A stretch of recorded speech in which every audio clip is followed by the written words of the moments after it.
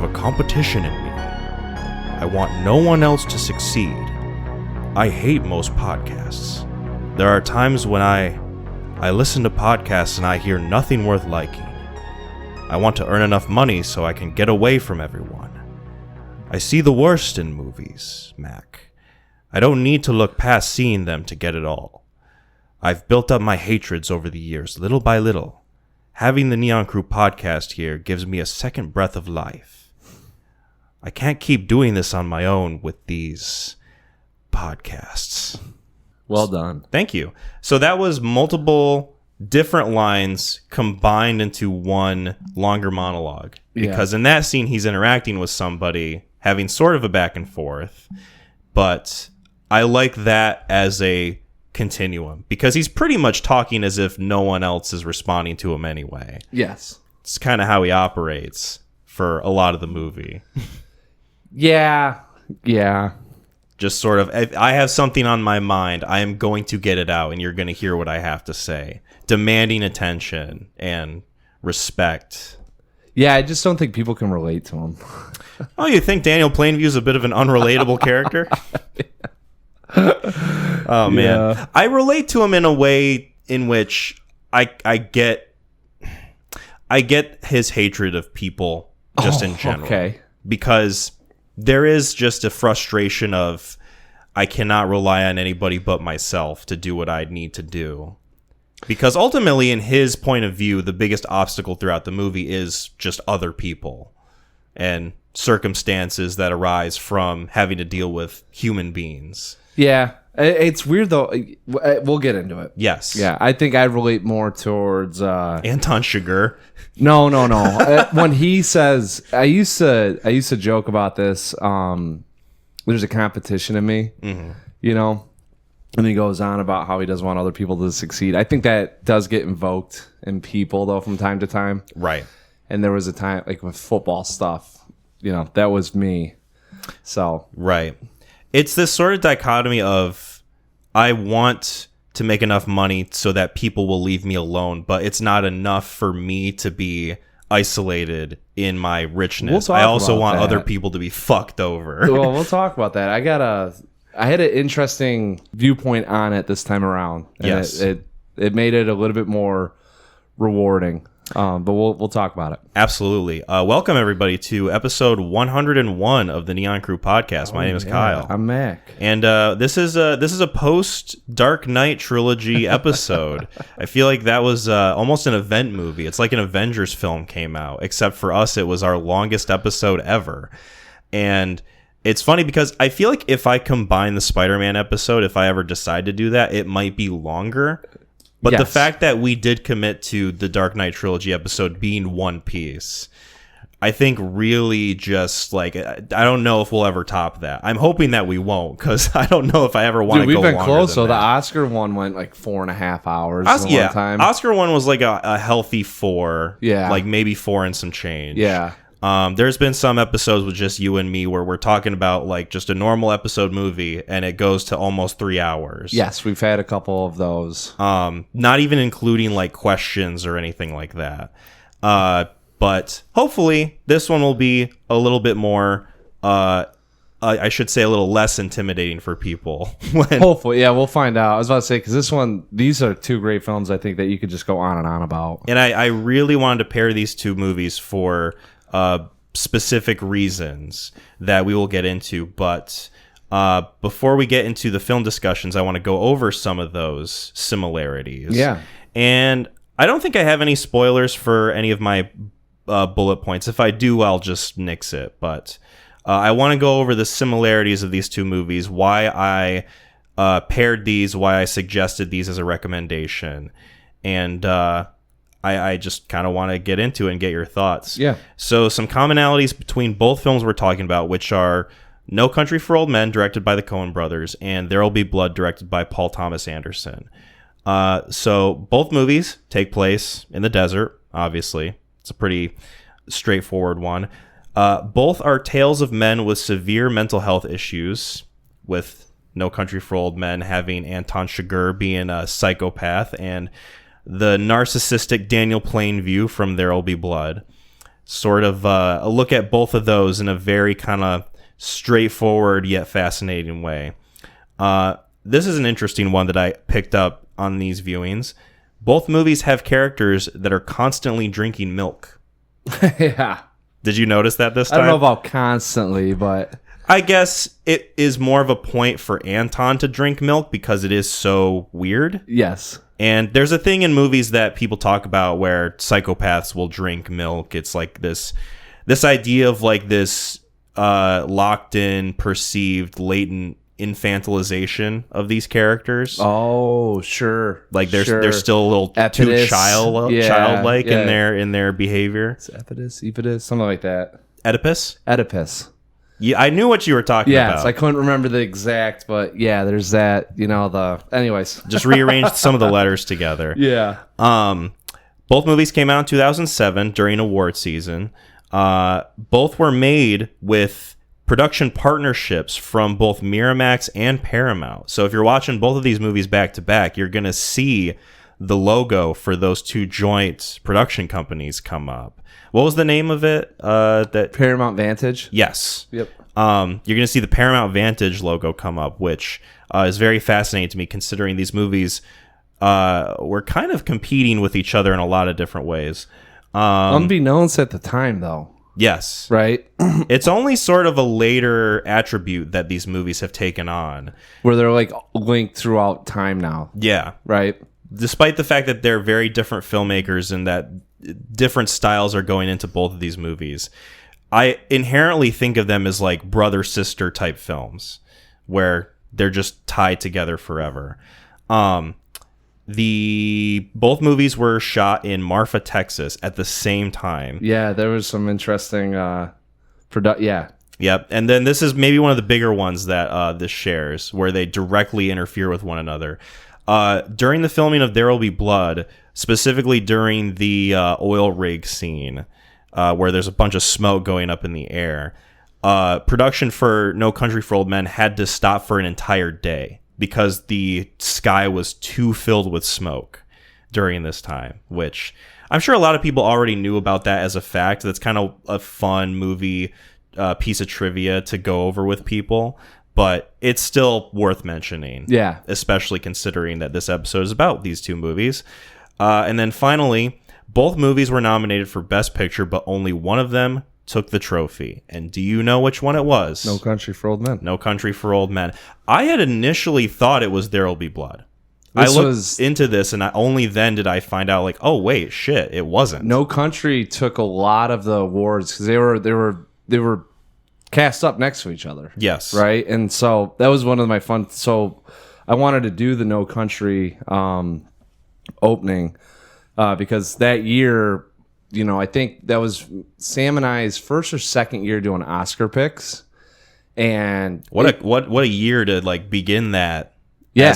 As a tradition. Yeah, it was. We were over at my grandparents' house because I think it was my grandma was like really sick. So like we were going over there to kind of sit around, help her out, and so we had this like little 13-inch Zenith TV that we threw on. And we watched the whole awards thing over there, and so when you're doing Oscar picks, you can't help but like if you got a horse, you're like I'm gonna pick the horse. Right. So Sam picked There Will Be Blood. I picked No Country for Old Men, and you kind of knew, like, as soon as they started falling into place, who was going to walk away with it, and it was just like, no country, no country. So, that's my big thing with it, and that movie leading up to it, I was so, like, enamored with, and then when I saw it, it hit every spot. Yeah. And Sam saw There Will Be Blood, and then he immediately was like, this is it for me, so... It's even that's why I relate it to myself too, like me and Sam, being brothers and having like these two brother films come out, and then you could see kind of our differences or our contrast when it comes to films. Yeah. And I thought this was like one of those like just a key moment in like our kind of film watching, what we do with watching film and describing both of us and kind of our tastes. Yeah, it's a pretty fun analogy to consider, especially when you're comparing the two. Can I propose something to you? Yeah. And you don't have to accept it, but I figured it would be a fun little gesture. considering that the first episode of the Neon Crew podcast we had kicked off who would recommend the movies first based on a coin toss. Oh. And this movie, as you know, No Country for Old Men, has a very iconic scene, many iconic scenes involving a coin toss. Yeah. And so my proposal to you is, because I don't know if we need to talk about any particular film in any order. Right. You want to do it by coin toss? We could do it by coin toss. Let's do it. We could call it. Yeah. So do you have a preference? Do you want to decide? What year's the coin? The year is 2002. So 2002. it's been traveling 23 years to get to this. Been traveling 23 years to get to this point. I sifted through my quarters to see if I could find one from 2003, and I couldn't. This was the closest one. By 2003. Because the line is it's traveled 22 years to get to where it's at now, and now it's here. I thought you were going to say 1968 quarter. That would have been stellar. Yeah. That would have been even better. Yeah. But do you have a preference of which side goes for which movie? No, I'm going to call heads. I'm just taking heads. You're calling heads. Yeah. I'll call tails then. Yeah. Call it. I'll include a little sound effect for when I flip the coin too. And it is. It is tails. So I guess we're talking about There'll Be Blood first. Nice. All right. And we agreed before we recorded that I will summate There'll Be Blood. Mac is going to summate No Country for Old Men. Yep. There'll Be Blood. 2007 American epic period drama. Written and directed by Paul Thomas Anderson, loosely based on the 1927 novel Oil by Upton Sinclair. There'll Be Blood stars Daniel Day-Lewis as Daniel Plainview, a silver miner turned oil baron who is a businessman traveling throughout the Southwest in order to find different spots to buy up so that he can drill for oil and make even more money off of bleeding the land dry. And during his initial days of searching for oil, one of his workers dies in an accident.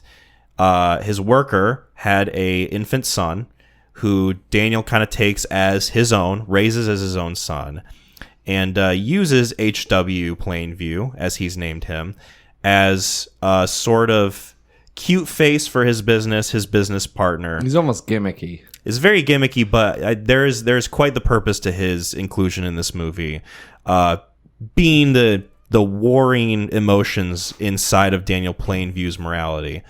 So he gets a tip from a character named Paul Sunday, played by Paul Dano, that his family's land is sitting upon an ocean of oil and that someone just needs to come in and dig it up. Paul, of course, looking for a bonus for this information, looking to get some hard cash, mentioning that he's got a family there, including his twin brother, Eli. And so Daniel and his son venture off to this area. They meet the family. Him and Eli start butting heads as this project develops, as the industrialization of this land and the American West is kind of taking hold. And we learn throughout this process what kind of man Daniel Plainview is. He's not just an oil man, you see. He is a man of many different layers and complexities. So, spoiler alert for There'll Be Blood. So I had actually seen No Country for Old Men first. Mm-hmm. It was the one that I was the earliest to. I had maybe seen it not that soon after it came out, but like maybe less than 10 years after. Mm-hmm. During like a film class, and I watched it and I was like, yeah, this is great. Had no idea how, obviously, like, just baseline I thoughts. like when you're like young into watching movies and like it's either was it good or was it bad, right? And then you have like some of the ones that you're like, no, that was really good. Yeah. Oh, this is one of the good ones. That's like, yeah. This is one of the best, I think. Right? That's the rating scale. Smiley face, medium face, frowny face. Yeah. Is how I felt about movies. There'll Be Blood was a later watch for me. Mm-hmm. I think I watched this for the first time. Dude, I think, wasn't like it 2019 or something? It was at Sam's Club and I was talking about, and I told her, I was like, you got to check it out. Yes. I think I was really pushing it because you were like, I don't know if I'm going to hop into this or not. And I was like, you're going to love it. And I think I watched it and I came to you and was like, Yeah, the movie was really good, and I didn't really have any thoughts like past that as like a surface level indication. I feel like for me, as I've gotten older, I realize that a good hallmark of a quality movie is one that you just think about constantly. And even if you watch a movie initially and don't have like the passion to discuss it so favorably with other people, the fact that this movie has stuck with me so much, especially the ending, really indicated to me like, oh yeah, this movie is like, this has got so much more going for it than just it's a good movie. And obviously you can think that that's totally fine, but there's so much going on in this film that has to do with like American culture and the idea of business versus religion and just industrialization, specifically I think above and beyond everything else, Daniel Plainview as a narcissistic character who his actions and the consequences thereafter have so many negative effects for people in this film.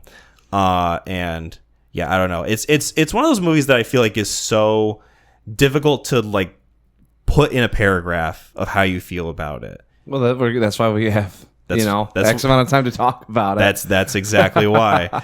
That's exactly why. It's hard to funnel my thoughts into one specific pathway. And so I'm just going to throw the ball to you. And no, this is so I guess with both of these two, kind of, we talked a little bit about it being an analogy with me and Sam, not necessarily the movies, but just viewing experiences. I saw this when it first came out. It was wide release, but it wasn't like there wasn't a whole lot of trailers on it. I remember very little about it, and going to see this thing, like it was so well done that I went and saw it again, and I really just appreciated Daniel Day-Lewis's character, Daniel Plainview, and his role with it. I think that when you recognize a good film, because you were kind of talking about, and this doesn't even have to go along with the script or the writing, well, they knocked it out of the park, but also like you watch these things, you take a period piece, but it stands the test of time.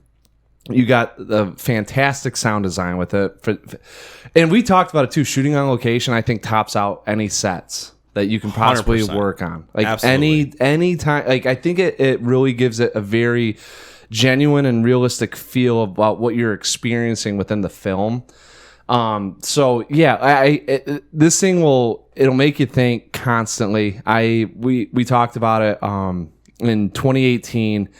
I was done at Ferris coaching. I couldn't find another coaching job, and I put in the defense in 2017, and I had this, like, I just wanted to see him fail, for no rightful reason, more so just because I wasn't there. And like, you have this grandiose, you can, about yourself and about your impact and your influence.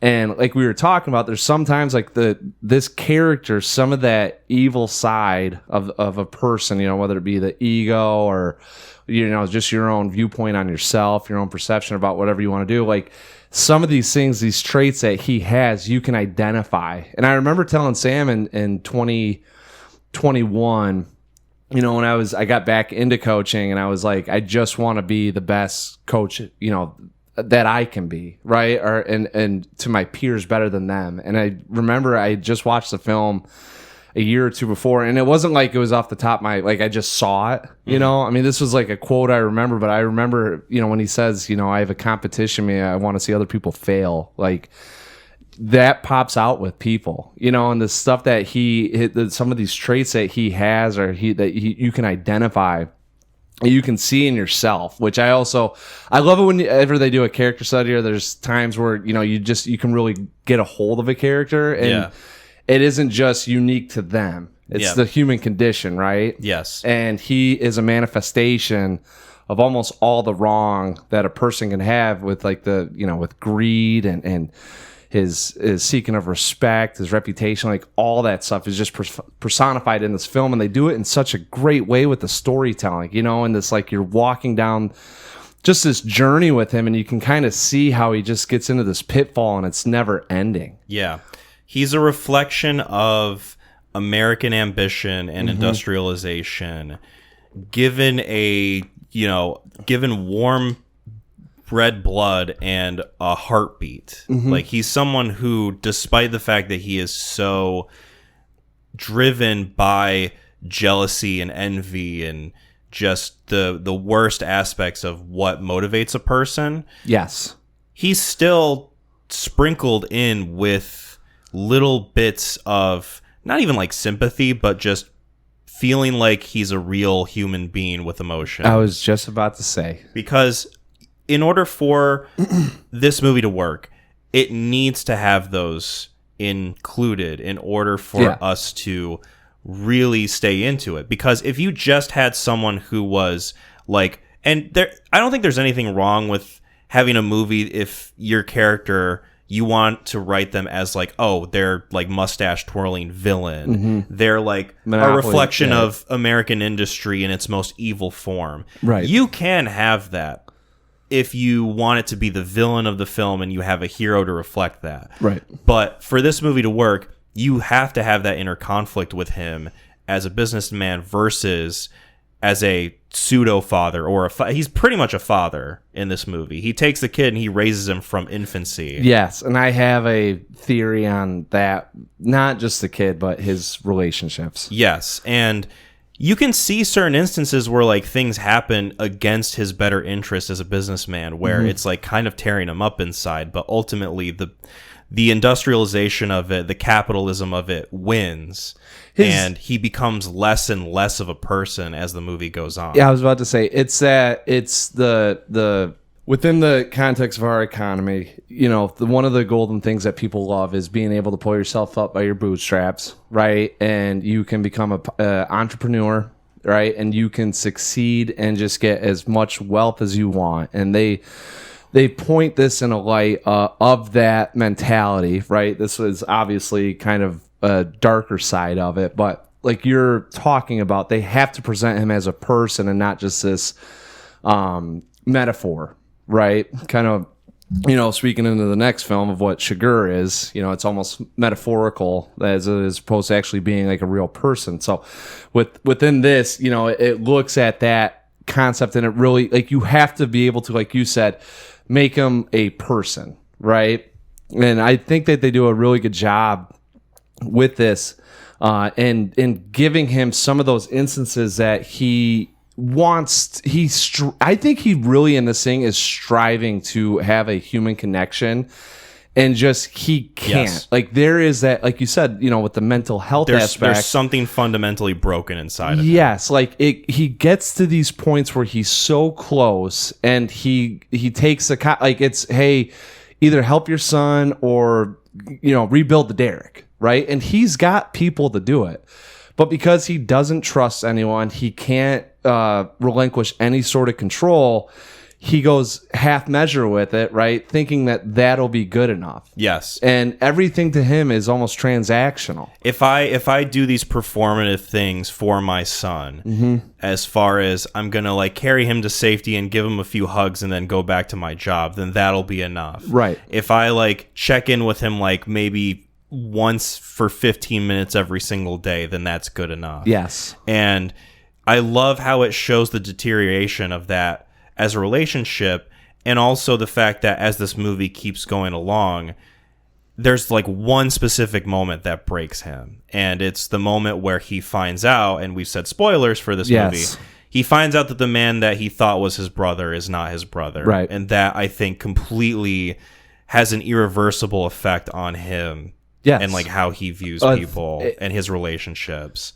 Like, there was a want there that you were talking about, where like throughout this movie, he's seeking some form of partnership, companionship, whether to a certain extent, yes. You're right, whether he knows it or not. Right. And when his perceived brother shows up, when Henry shows up, there is this moment where he kind of lets his guard down. He talks about his real true feelings for the first time in the movie, how he views people, how he has a competition in him, how he wants to make enough money to get away from everybody. Yep. He's saying this while he's sitting on the beach with the man who he thinks is his brother, someone who, even if he doesn't know him that well, even if it's someone who up until that point was just a stranger to him. Yeah. he was completely fine with it because for the first time in his life, he had some sense of real family. Even though he had his son who he raised from infancy, it's not really his son. So in his mind, there's this barrier that's always going to be in between them that especially expands as the movie goes along.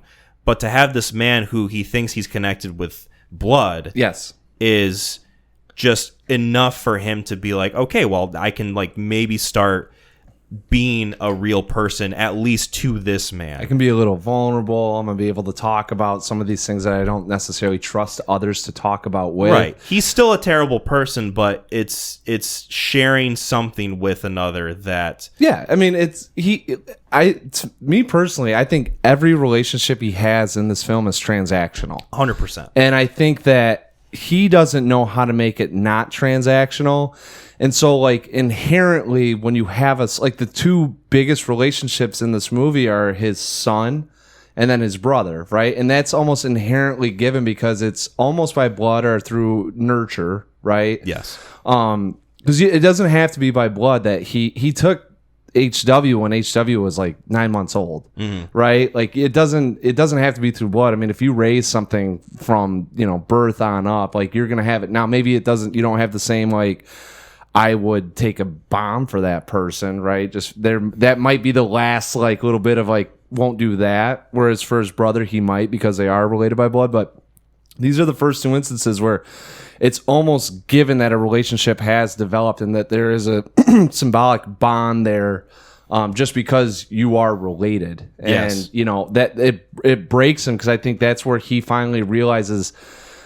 Everything that I have with people is transactional. Like I don't have anything in this world outside of if I can provide this, you will give me that. He finally has to accept what has already been there from the beginning. Yes. Is that like he's always been this kind of like distant monster who has pushed people away or hurt people for the sake of his own personal gain. I think that's why he's like just bawling. Like you finally see him like and it's so crazy too because he's so like that's another big moment and it's only like 10 seconds, but like that's the first time that you see him like very vulnerable, right? Because throughout most of this, he's pretty cold and direct, and he doesn't bullshit around. He has no patience for religion or any perceived nonsense or superstition that he comes across. But that moment is like the first and the last semblance that we see of him being a human being. Yes. Pretty much. And that's what really I think is the golden thing about this movie and what makes it work so well is that we get these little hints of this throughout most of the first part of the film, and then that part just like cascades. Yeah. And you're like, this is confirming what I've already thought about this guy, where like there is like inherently and obviously an evil quality about him that has just taken over any sort of sympathy we might have for him. But the sympathy is still there. It's always clinging on. I mean, I even towards the end, like there's a great line in the film that the guys, when they first meet up and he says, "Hey, sorry to hear about your son. We're looking to do a deal with you." And then, the guy's like, "Hey, you could just retire." And he goes, I'm not retiring. I wouldn't know what to do with myself. And the guy says, well, you can take care of your son, right?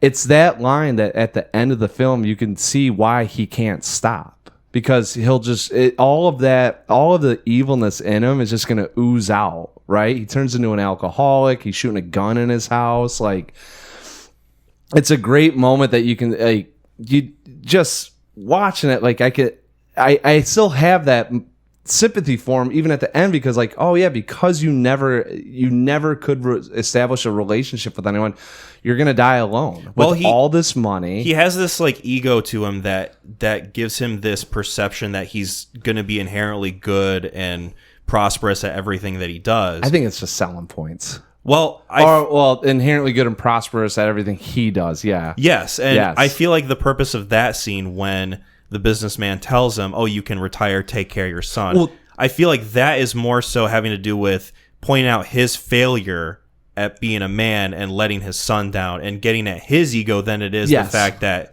his son is no longer with him. Well, this is why this movie's fantastic. There's two ways to look at it. You have the good angel, bad angel, right? The bad side of you is going, he's saying you're weak.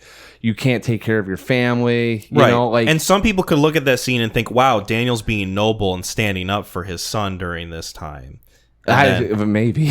I don't agree with that as a point of view. Right. I look at it in a different way. But I to him, a guy looked at him and because of that competition, pretty much said, like, listen, you failed as a dad. Why don't you just accept failure as a business owner?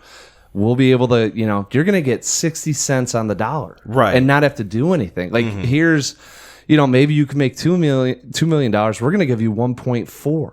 Right? Like, what's another $600K at this time?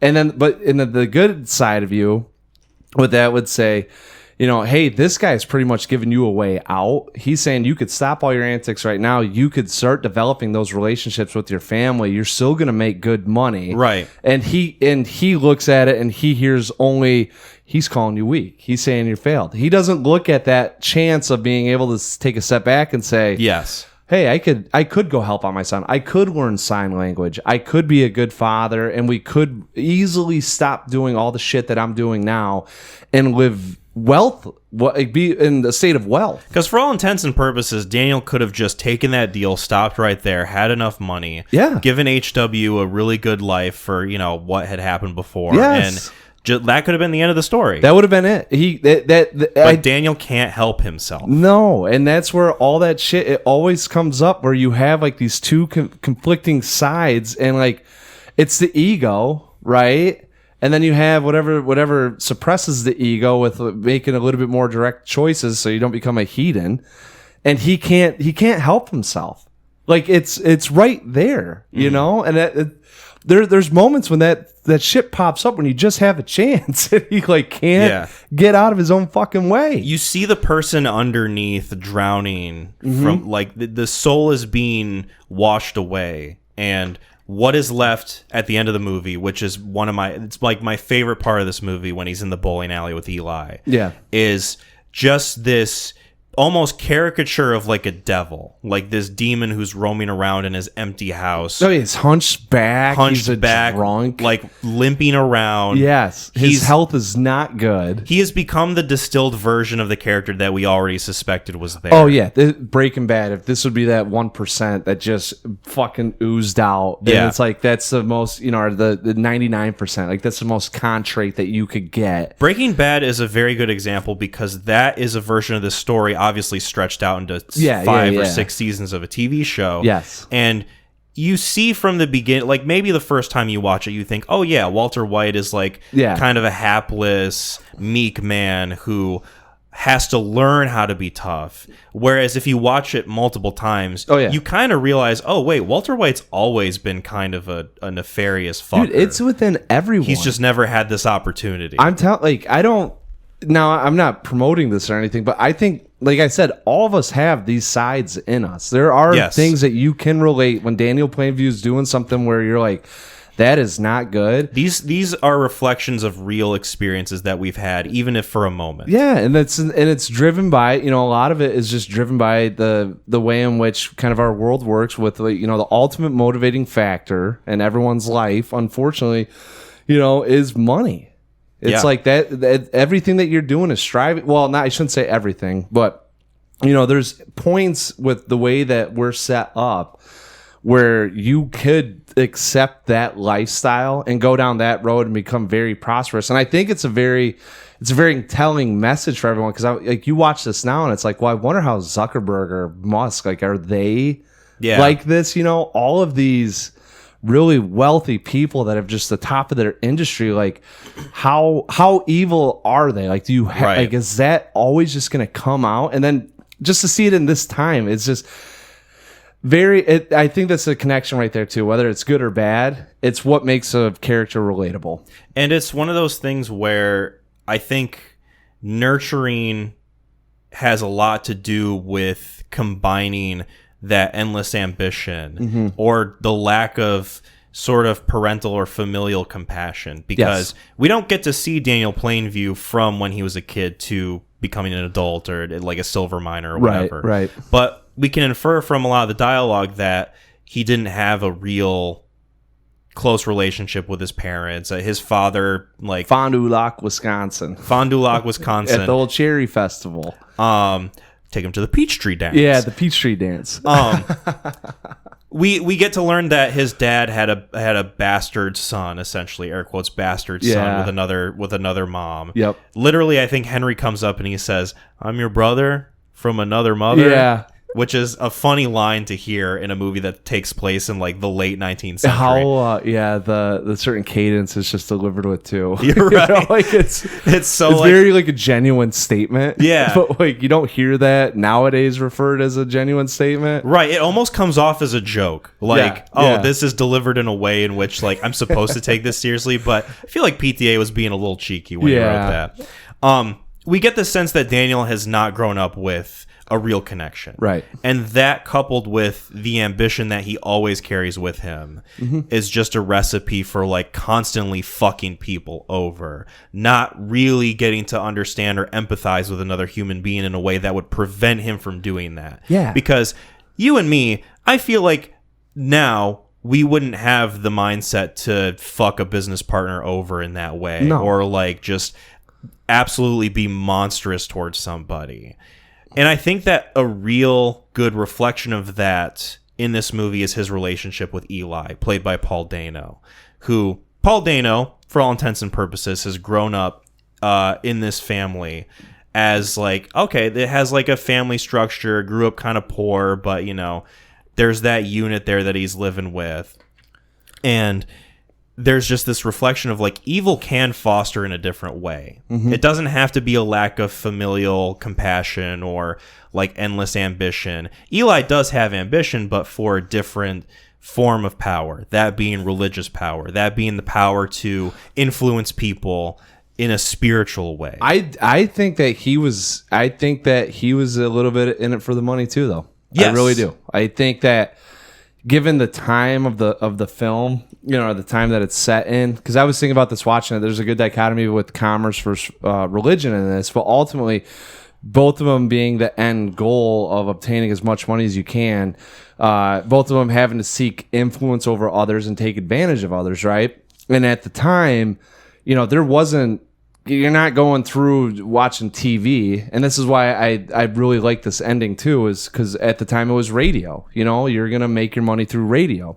You're gonna gain influencers or followers through radio, and you know, I think that it's just showing how both these people. And I know you're talking a little bit more about it on the familial side of it, but I was looking at it just from the aspect of like, those are probably the titans of industry if you were going to make some money because of how disconnected people were, right? Right. And if you look at that time period, there was a lot going on as far as like Puritanism and the idea that like there is this prevalent sin because of industry and what it's brought to America that we need to like weed out and like just like dig up from the dirt. And I love that this movie has so many instances of both of these characters sat or standing in front of groups of people, spieling to them about what they want to do and like their goals or whatever. Daniel's bullshitting people from a business side, and Eli's bullshitting people from a religious side. So there's a I didn't hear about it, but he goes into the town when he's buying up all the land, right? And he talks about what he's gonna do for the town, and like he had me going, like I was like, wow, okay, like this wouldn't be a bad community at all, because he's like, we're going to bring an education. We're going to have people here. We're going to, you know, and then he goes, he's basically promising Eden to these people. He's going through and saying like, listen, I'm going to blow gold everywhere, and this community is going to go from bumfuck, you know, living on dirt and having goat milk to like, there's going to be town halls everywhere. And we're, you know, and he's going through them. And I'm like, when he's doing this, I was like, yeah, all right. And then I took a step back. I was like, oh, he doesn't do any of this. Yeah, no, he's selling these people a crock of shit. The same way that Eli's selling them the crock of shit. I'm going to take your arthritis away, old lady. Right. You know, and God, that scene is so good when he's like taking the concept of arthritis as a demon. Be gone! Yeah. Like throws it out physically. Oh, and I love the cinematography. This is the camera work on it where it's just right up on him, and we shift over and we're slowly panning back as he's approaching. He gets him out, and you know, Daniel's sitting there, and it's so funny because like there's a sense to me where he's like, all right, like this is all bullshit, right? But then the other sense of it is like, I am directly competing with him for these people. Yeah. You know, like there's half of that and him like smirking, being like, that's an awful sale. Yeah. Because he's not even looking at it in the lens of like, we're cleansing you. The Holy Spirit's going to help you out. Like he's looking at it from a sense of like, all right, you're going to sell him on something and you didn't sell him. He's looking at Eli as if, oh, he's now like a competition. Yeah. This is somebody that I'm like directly butting heads with at every moment. Yeah. Because if this town, and it's more through like just the reputation, right? Like if this town, if they side on the side of Eli, they're going to start viewing me more as like a demonic figure. Yeah, right? people are going to see me for what I am, which is like a bloodthirsty businessman. Yeah, oh, sorry, Daniel. Right. Yeah, and he's like, I can't have this happen. Like, I need them to see me as like the Holy Spirit that's going to save their town. Like you said, promise them Eden. Yeah, absolutely. I always find it funny that there are some people who discuss this movie as a way of, oh, Daniel Day-Lewis is like so great in this movie. It's, Paul Dano did what he could. And I watched this movie and I think Paul Dano is doing so much in this movie. He's fantastic. He's given a great fucking performance in his own right. Yes. Not only is it the fact that obviously he's going up against like Academy Award winner Daniel Day-Lewis, who I think did win an Academy Award for this movie. I don't know how many they won, maybe 3 or 4. But he won Best Actor, and right, it's kind of undeniable. Well, and the nice thing is they put Bardem as supporting, yeah, and so that way both of them still get it. And I think Paul Dano was up for Best Supporting that year too. Yeah, and I think they were in the movie The Ballad of Jack and Rose together, and Paul Thomas Anderson liked Paul Dano's performance in it. Oh, I guess Paul Dano was only supposed to initially play Paul, the other brother that shows up at the beginning. And they liked him so much, like, we're going to give you both. Well, there was also another actor who was, I think, originally playing Eli that dropped out because of 2 different factors. One, he was tired of being an actor at that point. He was kind of going through the motions of it. Yeah. Let me see if I can find who this was. And then 2 was PTA said you're going to get slapped around by Daniel Day-Lewis in character. Well, it wasn't that specifically, but it was the relationship with PTA that kind of also cemented his decision to drop out. Kel O'Neill, who I don't know who this is. They don't even have a picture on Wikipedia. That's how not Tatum famous O'Neill's they are. Son. Yeah, I don't know. It doesn't seem like he's done much and didn't want to be an actor after a while, so looks like that endeavor has succeeded. But Paul Dano being in this movie really just rounds it out for me. Dano does a really good job. And he, at the time, wasn't a big figure. Like, you saw him and it was, okay, like, he did well. Yeah, this is the, like, teenage son of whatever movie we're watching. Like, probably the biggest role that he had up until that point was Little Miss Sunshine, right? Yeah, and he does't even really... I mean, he doesn't talk in that movie. So 3/4 of the movie, he doesn't say a word. If you're talking about a common, film going person and go like he's in that film, I don't think that they're going to remember him sticking out. Yeah, Paul Dano has sort of become the face of, like, kind of quaint, like low key, low budget indie movie. Yeah, I think he's kind of like cute, relatable boy or like nerdy guy. I think he picks I think now he picks probably more out what he's going to gravitate towards as opposed to a check. Mm-hmm. Like, I don't know what his net earnings are. I'm sure if he wanted to go the Chris Pratt route, he probably could have. Yeah, but I think he picks out and this is all just assumption, but like I'd guess he picks out roles more so that are geared towards something that he'd be passionate about or he likes the character. I feel like he was never kind of destined to be like hero leading man because he still looks like a baby. Like, he's got such a baby face. Well, I'm saying more so of like you pick your prominent role, like Ethan Hawke. Gotcha. Right, like Ethan Hawke's coming out with a lot of commercial movies, and they might not necessarily be something he's geared up to play, but he's a good actor and he can fit in these roles and get a good paycheck. Yeah. But he might not necessarily be like, oh, I'm excited to do Black Phone 2. And it's funny how, for distinguishing Paul Dano looks, he has a pretty incredible range of characters that he can play. Mm-hmm. He can go from, like, mute teenage nihilistic son in Little Miss Sunshine to playing, like, nice, quaint Steven Spielberg's father in The Fabelmans to playing like insane wacko in The Batman. Yeah. Like, guy's got a ton of stuff he can pull. And this movie, I think, showcases a lot of it, because not only are you getting the sort of like quiet, meek Paul Dano that we're used to seeing in a lot of indie movies, but we're also getting like bombastic, shouty, crazy Paul Dano in like the scenes of the church, or like the scene at the end where he's begging for his life. Yeah. And I feel like attention always needs to be paid to him for this movie, because Daniel Day-Lewis, undeniable. I think maybe the best performance of the 21st century so far. Is that inaccurate to say? Is that a he's right up there? Point? I mean, you got him in Gangs of New York. You have him in this. I would say Heath Ledger. Heath Ledger would be up there, and then Javier Bardem. I have a list of performances of the 21st century that I would love to go over with you one day. Yeah, and maybe that can be a segment that we do for a future cool, episode. Because there are a lot, but I think that there are very few that stick out. That. Like Bardem and No Country, like you say, call it people like that. You know, that's a performance they'll do that it in that voice. It like transcends the movie itself. Almost. Yeah, like almost. It's crazy. But yeah, I love the chemistry between these two. The constant like back and forth that they have. The scene in which Daniel Day-Lewis is slapping him around and pushing his face into the mud. Yeah, he's so pissed off. That's like the first time you see him get like physically aggravated to the point of assaulting someone, I think, right? Yeah, and it's all of this, you know, and that one I'm curious about too is like he just sits there and it feels like it just boiled over with you're selling this crock of shit. You know, why do all these people believe you? You can't even help my son. Go in there and fix his ear if you're so powerful and almighty. Yeah. Go in there and help him out. And it's almost like it's just projecting all of that anger for what had occurred, and he didn't know how to let it out in a healthy way. Yeah, his failures in that scene carried over into that frustration. Yeah. And made him slap the shit out of him. And he is so like that. I think that's the one person he probably hates Eli Sunday more than he hates the people from Standard Oil.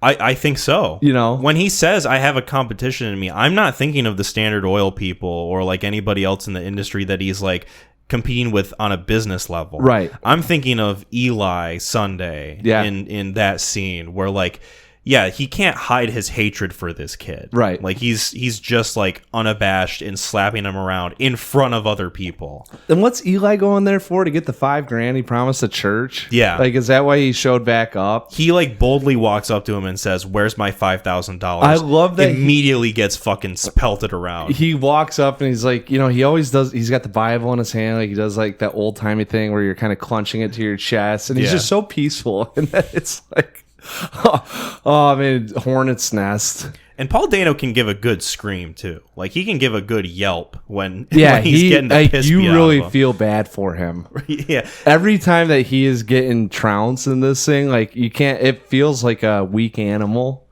And I feel like I don't know if this was inherently inside of him this whole time, or if he has just learned from being in an environment where Daniel Plainview exists. But the immediate scene that follows up is when he's at the dinner table with his family and he's looking at his dad. So mad. He's so angry at his dad. Yeah. But he doesn't like quite let it out until like the last burst, and he leaps across the table and just slaps the shit out of him in a scene that I think mirrors the previous one. Yeah. Where like he was slapped around and now he's slapping his dad. I think it's like a cascading effect because I really think that Eli, he took a path that, you know, was religious, and he sat there and now he's looking at it. He's like, you've let this evil like he doesn't like look at what he's doing as bad, right? Neither of them, I think, look at what they're doing as bad. And that's where it's like, all right, like Daniel looks at Eli as bad, and now Eli can't, he knows Daniel's bad, and then he looks at his dad, he's like, you fucked this up for me. Right. Like, I am your blood. I had this town. We had the church here. You let this person into our lives. Like, I'm going to take it out on you now. And God knows what that dad did to him, because, you know, the dad in this thing doesn't seem like a very good man. Right. You would almost feel bad for him if you didn't know that he, like, slapped his daughter around. Right. And it was makes you an abusive piece of shit. Kind of feel like that went throughout the whole family, right? Yeah. Like Paul, that's why Paul's not around. Right. Paul looked at it and was like, all right, I'm getting the fuck out of here. Good segue. Can we talk about the embarrassing fact that I had thought of this movie when I first watched it? Sure. So I don't know if you remember, but when you suggested me this movie in like 2018, right? Mm-hmm. And I watched it, I went to you and I was like, I wonder why they made like Paul Dano pretend to be twins in that movie. And you're like, what are you talking about? I'm like, well, it's the same character, right? Well, it's funny that you say that. I mean, the ending does guarantee it. Yes. Right? But I know where you're coming from. Because the scene when Eli walks up right at the beginning and he's talking to Daniel and he's looking at him and he looks at his kid, he's like, who is that guy? It gives you kind of the sense that because he can't trust people, it could be the same person. It's almost like there's this air of, oh, I already know who you are. Yeah. And I'm just going through the motions of saying words that I would if I were a different person. Right. Like, I kind of tricked you into coming here so I could get money for the church. Like, right. Now you're here and I'm going to use that, you know. Like, and we're going to get even more money. And then he becomes increasingly frustrated that it doesn't go his way. Right. And the first time I watched it, thought they were the same character. Because I think I told you, I was like, dude, at the end, like, he goes and says Paul's making all this money. And you were like, yeah. Yeah. I had a hard time reconciling with that. Obviously, you watch this movie a second time, and it's like, okay, it's clear to me that they're different people. The ending totally cements that. Yes. Daniel uses it as a weapon of words against Eli. And it was just funny to think about back then of like, yeah, me thinking they were the same people. I thought that this movie was like going for something more than what it was presenting as that. There's sometimes it pops up. It is a fun thought, though. Like, if they didn't have that ending monologue or, you know, him giving that little last bit of exposition, like, it could be a fun, like, what if it was the same person, right? Like, that'd be kind of a fun way of like going back and watching the film being like, all right, Paul lured him in and now what's the, you know, but anyways, yeah. And I love the moment when it's after Daniel is pretty much humiliated in front of the church people when he's forced to announce that I've abandoned my child. Yes. And is that the first time he admits failure? I think so, but he's not admitting it from a place of genuine feeling. Like, he's doing it so that he can get the land from William Bannon. I think that there's a little bit that kind of comes out. It's that projection, you know, like it's the word of, it's essentially the vomit of emotions. Like, I think he actually does or maybe not reconcile with the fact. Yeah. But I definitely think I think he's so embarrassed with what he has to do that's another reason why it's coming out like that, you know. But yeah. I know that he's doing it as a ploy or a technique, you know, because he's got to get the bandy track. But there is like a genuine embarrassment there when he first initially says the few times, I've abandoned my child. Yeah. Like, he says it so quiet. He doesn't look up at anybody. There's almost like this shamed dog aspect to it. And it immediately switches from that to when he's getting slapped around. He's like almost being sarcastic with Eli during the whole time. Like, he's like, oh, yeah, keep slapping me, boy. Yeah, that'll do it. God is inside of me. Yeah, yeah. He's being a real wretch about it. And give me the blood. I want the blood. Yeah, nobody's really picking up on it. And it's just a really good scene. The scene after, when he's like sitting in the station and he's looking at Eli about to get on the train. Yeah. He's just kind of glaring at him. Yeah. Eli has this kind of like shitty grin of like, I've won. Yes. I've got Daniel this time. I mean, like, seriously, like, I got you to own up to your failure, you know? And he's just sitting there. Yeah, he is still, he's so pissed at him. Yeah, absolutely. Oh. There's so much about this movie we could talk about. We could talk about the kid that played HW. Really good kid performance, in my opinion. I thought he was great. I love the way this movie looks. Like, just the cinematography, specifically in that scene when the oil tower is on fire and all the smoke is going in the air. It's my favorite. I wish I had it as a background, but that when his face is covered in oil and it just zooms in on him and he's just staring up there. Oh, and it's so fucking good. And he has so many things just flooding through his head, right? Like, but you just get the sense that ultimately, like, shower me with gold, right? It won't matter that this thing's going up. I've got my son, but at the end of the day, like, I'm going to take this land, you know? And it just sits there and it's like such a great scene with the music going on. Because think about the context of what is going on in that scene. You've got HW who is injured. He just lost his hearing. He's now deaf, can't hear shit. He's panicking. He's in a room by himself. The fucking thing is on fire, sending tons of smoke into the air.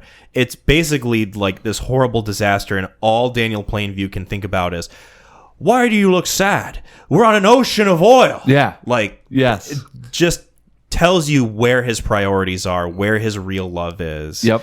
And it's just one of the greatest distillations of what this movie is about. Just like visually, character-wise, motivation, just like the whole framing of it is just so good. Could you imagine how greedy and like evil you'd have to be to like have have $10,000 of cash sitting next to you, like the Joker, and just throw a match on it and just watch it and be like, there's more where that came with, so much more. This doesn't even fucking matter. Right. It wouldn't have surprised me if like one of his workers had died in that scene and he was just still giddy as could be for all the oil that's coming up. It doesn't. There's nothing that he cares about. It's just watching it, being like, well, we'll just close it off, start up new. Mm-hmm. It won't matter.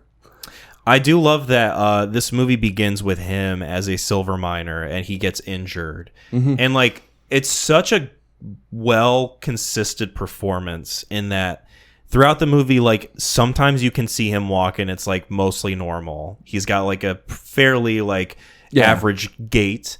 And then there's different scenes where like either he gets up and he like struggles to like get off of one knee a little bit more than the other, or like he's walking with a little bit more of like a hip sway because his legs all fucked up. Yeah. And he like said it, but it never fully healed. And then by the time you get to the end of the movie, he's just like hunched over, fully limping around.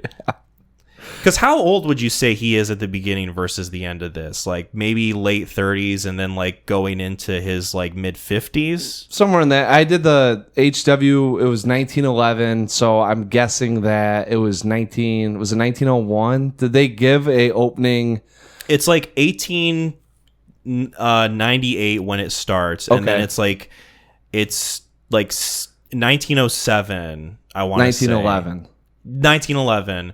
Because, HW has to be like 10 or something, right? That's what I was trying to do the math on. I could see him being, 12, 13. Yeah. So I think it went 1911 to 1927. 1911, and then 1927, and HW's all grown up. Because I did it, I was like, all right, he's 16. Like, how old was he when he got married? Yeah. So I'm like 16. I thought he was 26, but I think that puts him probably at being 12, 13, which does make sense. I mean, it's 1911. Yeah. It's not like, he's going into ninth grade. Well, this kid's being shown like handling a gun and like basically like going wherever he wants to. Well, and he's learning about, he's like not necessarily helping, but he is talking business with his dad. Yeah. Mm-hmm. And there's certain context of like, all right, you're not doing that with a 9-year-old. I love the scene between the two of them when it's like towards the beginning and they had just like hunted for quail as like a performative thing. Yeah. And the son HW's giving him the lowdown on the family and is like, I think he beats her. And yes. I think he beats Mary. And he's like, who's that? The younger one? Yeah. There's like this small moment of like, there is a relationship here. There is like an establishment of like a connection. But because it is so transactional, it's framed in this business way. I was trying to think, I was going through and trying to think of the relationships that we get in this film that aren't centered or are linked to oil, right? And you have him getting vulnerable with his brother, and like you think about the HW stuff, there's not a whole lot. No. When they're talking, like you have that, right? And then outside of that, maybe when he's talking about the hearing, there's not a whole lot. Even like his Fletcher Hamilton, his right hand man, that you would think they have maybe a couple quips of small talk. And it's centered around mostly like something that's happened. Yeah. Everyone in this thing, and maybe that's why he hates Eli too, because he's forced to not talk about oil with them. Right. But like all of the shit, I was trying to go through and like think about like, all right, like, and I think that's what eats away at him too. Because you would think that at the very least he has some sort of if not like business affinity for Fletcher Hamilton, because Fletcher Hamilton is maybe like the most useful person to him on a technical level. Like he gets all the stuff that he wants done. He like does all these things for him. He's basically his right hand man, and he never really talks or thinks about him outside of that. No, and the funny thing is, when you get to the house, right, is Fletcher Hamilton there? Nope. All the relationships that he has in the thing deteriorate. They're fucking all gone. Yeah. Like, and I like that was one of the things that hit me with the trans. It got to the end of this thing and I was like, oh. And then I think about Fletcher Hamilton. I'm like, why isn't he the one sitting there? Yeah. He's been with him through everything. He's signing checks. He handles all the, I get your dirty work done. Right. And then you get to the end of the thing, he's nowhere to be found. Yeah. You know? He's, by all accounts, more of a business partner than his brother or his son in a lot of ways. Yeah. And he's just like, kept at such a distance that Daniel doesn't even think about him outside of when he's actually there. I do love in the scene when HW's all grown up, and it's shortly after he got married to Mary, and he goes to his dad for assumedly the last time and tells him like, I still love you. I wanted to let you hear this from me and not somebody else. I'm taking my business. I'm taking my family to Mexico. And Daniel can at this point only view it as this business betrayal. Everything that has happened up to that point. It's like, you're stabbing me in the back and I fucking hate you. Get out of my house. Yeah. I love that they include the flashback that we only see in that scene where it's like him playing around the fire and Daniel playing views. Like, it's the one time we see him like kind of be a playful dad to his son. A little bit. Right? Like he does the... And even then he like pushes him and walks away. Yeah. And it's just so fucking sad, yet it's so indicative of Daniel Plainview as a character that it's like, this is like the perfect representation of how he had little compassion for his son. All of it was performative in front of people.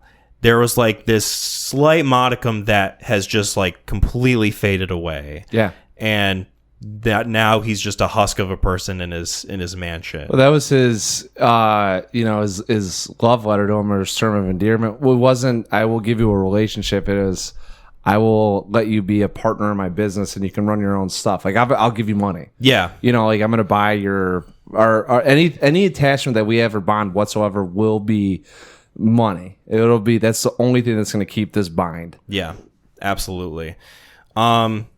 What was I mean, we could continue talking about this movie for so long. I'll let you cut it because I could talk about this movie forever. I love hearing about it. I never get to, like, these are things that I never really get to. Me and Sam talked about this, but like, we saw it at such a young age. Like, you just kind of keep talking about some of the same scenes, but never really dive into it. And this is the first time that, like, really, you know, I got to see Daniel a little bit more for what he's worth, and it just really, it was a big revelation. So this is a funny little fact that I came across. Daniel Day-Lewis liked the idea of working with Paul Thomas Anderson after he had seen Punch Drunk Love. Yeah. Which is funny to think about Daniel Day-Lewis sitting down and watching an Adam Sandler movie and just being like, yeah, this is good. Well, it's not an Adam Sandler movie. That is true. I have this conversation so much with my coworker who's into movies, my friend Drew. Yeah. We've met him. Yeah. We've invoked him a lot on this podcast. I always tell him, to me, there is a difference between an Adam Sandler movie and a movie with Adam Sandler. Yeah. So like Uncut Gems, Punch Drunk Love, even something like the Meyerowitz stories. Yeah. I consider those to be movies of the director, not of the actor. And then you get movies like fucking Happy Gilmore 2 or like Billy Madison. And it's like anything directed by Dennis Dugan, you can safely assume is an Adam Sandler driven project. This has to have it's Happy Madison on the title. Yes. Or opening for, scenes. Yeah. Absolutely. I'm just looking through like some of the production stuff, seeing if there's anything I've left out, because this is a very deep movie that you can just dive headfirst into. Music was pretty great. It was by Johnny Greenwood of Radiohead. Wow. And didn't know that.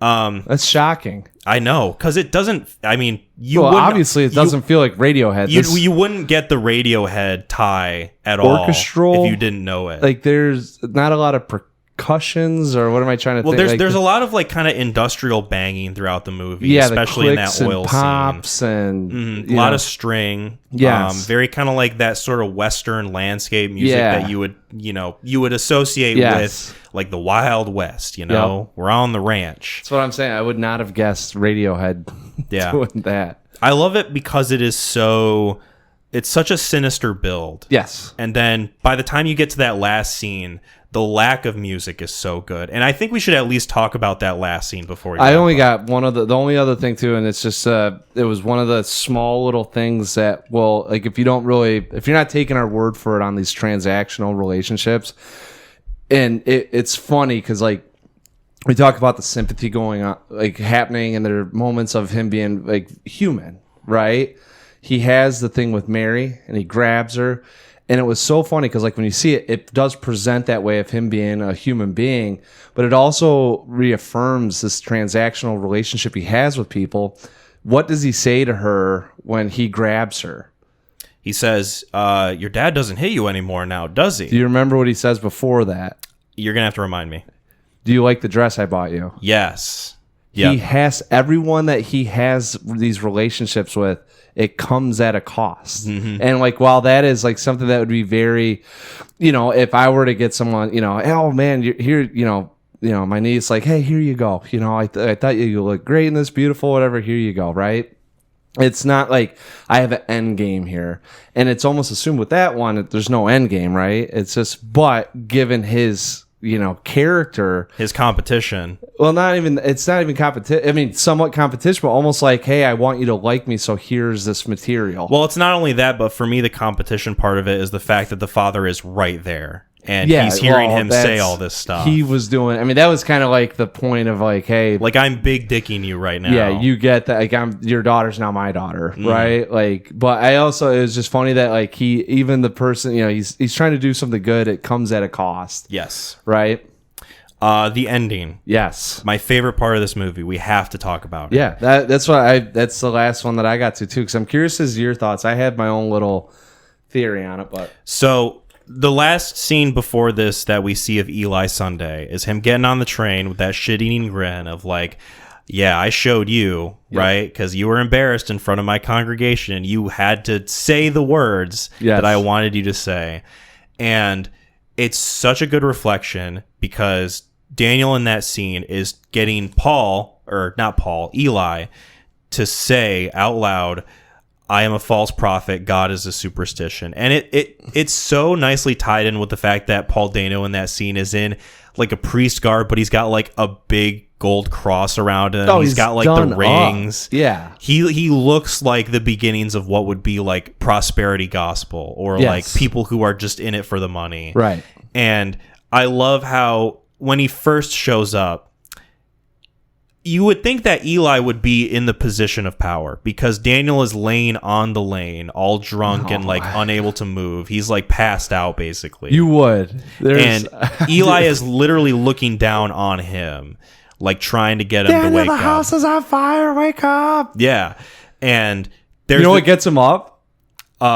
The fact that he says it's his name. Yeah, he says it's Eli. And like out of his drunken stupor, he's like, that son of a bitch. It's funny because if you watch it with subtitles, it says in that moment, stop snoring. Yeah. Like, I did watch it. That's what I was saying. Like he says, because I'm like, I can never remember how he wakes him up. And then he goes, it's me, Eli. And I was like, stop snoring. I go, oh my God. I love that the idea is Daniel is in this like such a deep stupor that like nothing would be able to wake him up, but he hears Eli's name and something evil and dark awakens in him. And he's like, I am alive again.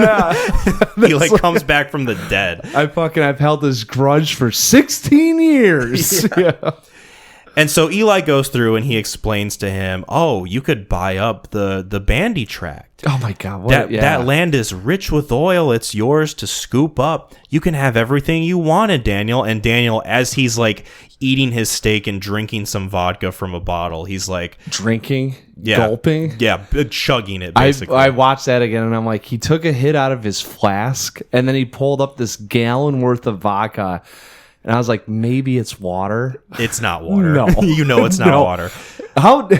You have to be really bad to be like, all right, I'm going to wake up, hit the flask to get me into shape, and now I'm going to go to the vodka to wash down my nice little fucking, My red bound meat, yeah. It wasn't red. Oh, yeah, red meat, but that thing was... I can't watch him eat that steak. Yeah. That thing, it looks like a heel. It does. It looks like the shoes that he's wearing. Yes. Yeah, he's doing all that, and then Daniel's like, well, you're too late. It's all dried up. He doesn't do that. Yeah. He doesn't do that first. He does I'll do it. Yeah, I'll do it. You just have to promise me one thing. Yes, because he goes through. I'll do it. But you just have to say one thing. Just like I had to do with you with the bandy track. Like, if you can tell me that. I want you to say that you are a false prophet and God is a superstition. God. Like, first time so nefarious. It's such like a fuck you to him. Well, you're watching this too, and like, obviously you're got to this point, so you kind of think like this doesn't seem right. But there's a sense of like, he's so rich, I don't care. Yeah. Like, oh, like bygones are bygones. Here's gonna be your money. So the first time you're watching it, it's kind of, you're confused a little bit. Like, is he gonna do this? I was trying to remember, like, oh, does he just refuse him, and that's why they like start yelling at each other? But no, he reveals on this, like, when you're watching this, like, what's happening. You're like, that is so like awful. He reveals that the land is already dried up. Drainage,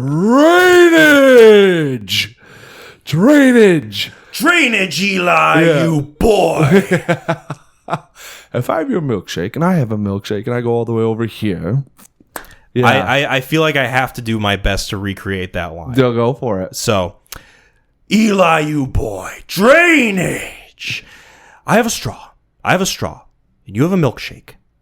You have a straw and I have a straw. And my straw goes all across the room into your milkshake. I drink your milkshake.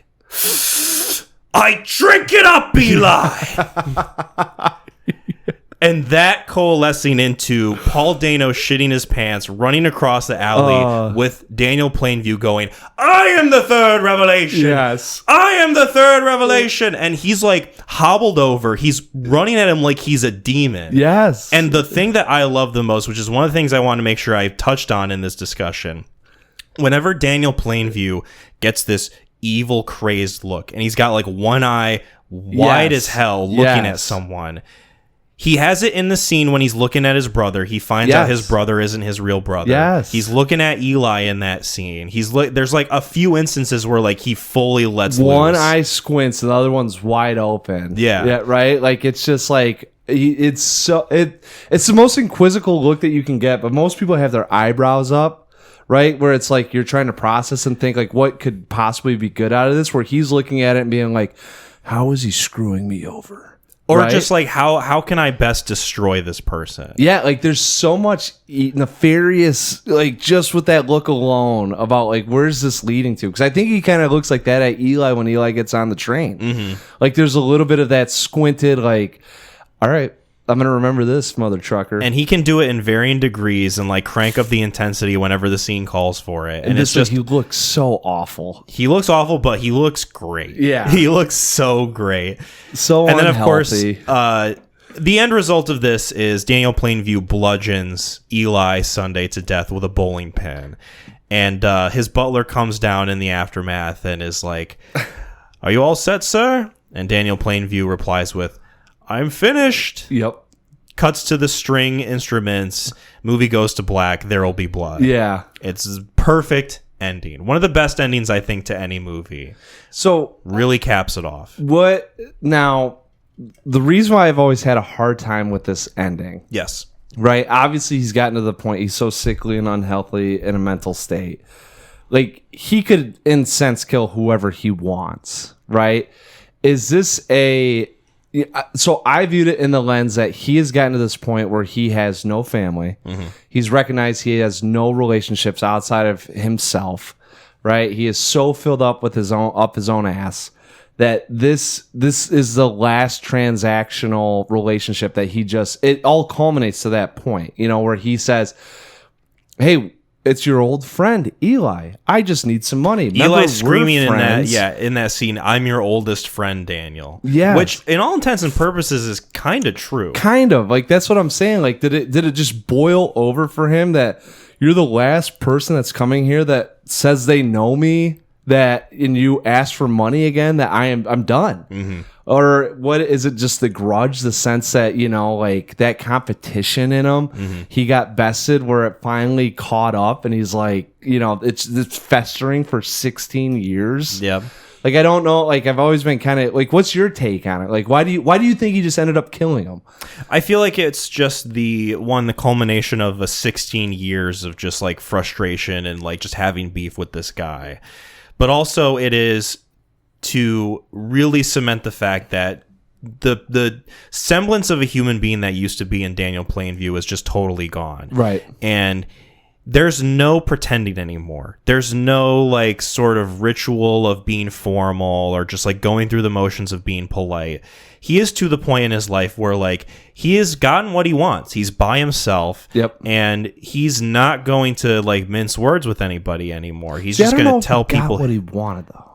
I think he did get what he wanted, but it's the end product of a miserable person. Okay, it's so you're saying he got what he wanted in terms of his wealth.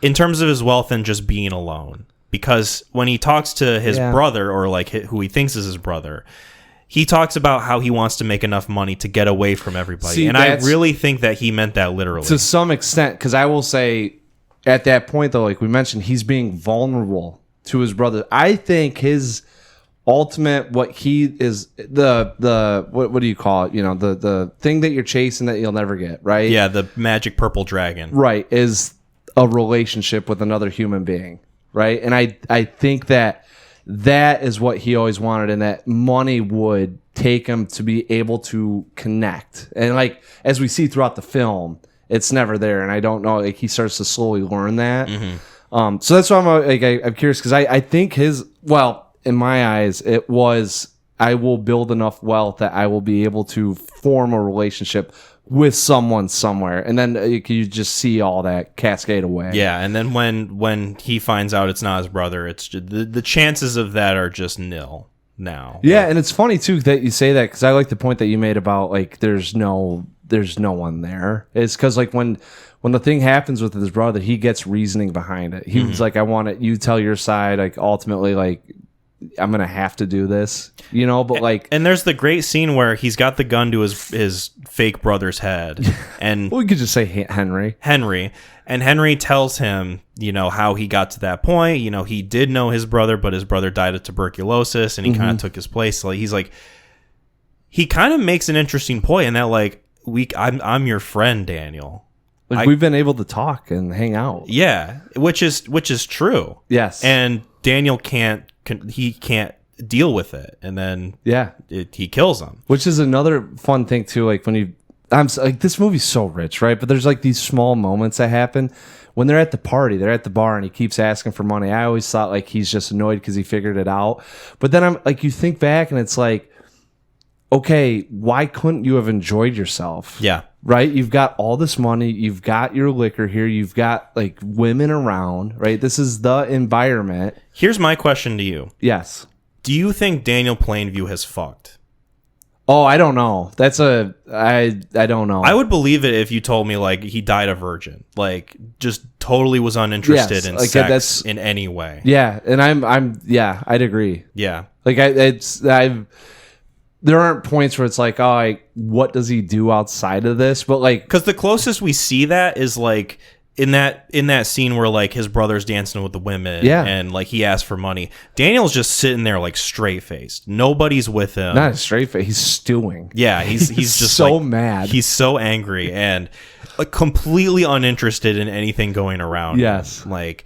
I would believe it if you told me, like, yeah, this guy just was, like, asexual and didn't care at all about romantic relationships. Who was that? Tesla was like that, I think.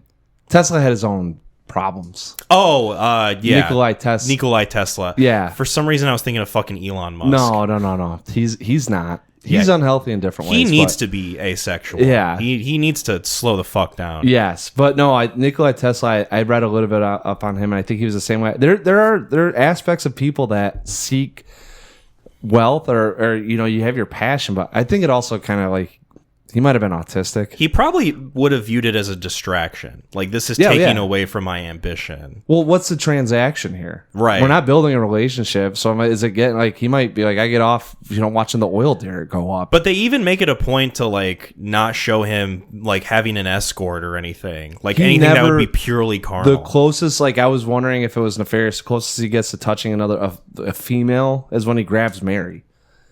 Yeah. But like you said, that was more of a, I'm your new father now type of scene. Like that's not, it was, there's nothing nefarious in it. But outside of that, he doesn't, like he's just chasing that. And I don't even know if he'd be like, I don't have to pay for that. That's wasting money. Yeah. Mm-hmm.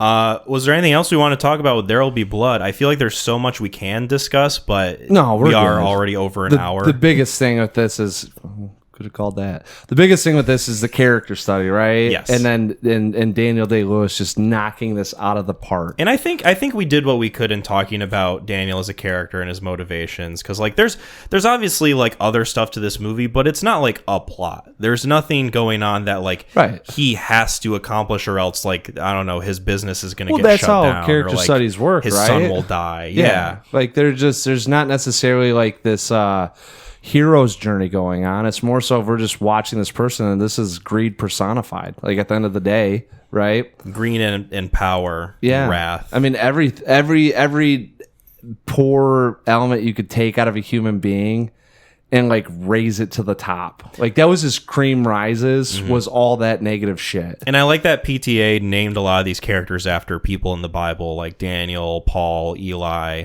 Even the father's name was Abel. And I would say Mary. The only, like, since we focus on the character, the only thing that we never really touched on is that dichotomy, religion versus commerce, and how it kind of keeps popping up. I think we did it a little bit when discussing Eli and Daniel. But I think there's a larger theme that could be touched on. We don't have to touch on it right now, but like that's where like you talk about this movie being so great. There are like certain parts of this thing. Like I bet you historians could probably come up and start talking about the oil derricks and how Standard Oil and Union and all this shit that was going on, and figuring out shipping costs, and like you could get into a whole realm of that and how that might be historically accurate. I don't know, but the beef of this thing is, and if you haven't, well, I guess if you've gotten this far, you've either seen the film, but like if you haven't, or you just like listening to us talk, I would say watch this thing with this perspective, because this is, I'm telling you right now, I've seen this movie 10 times,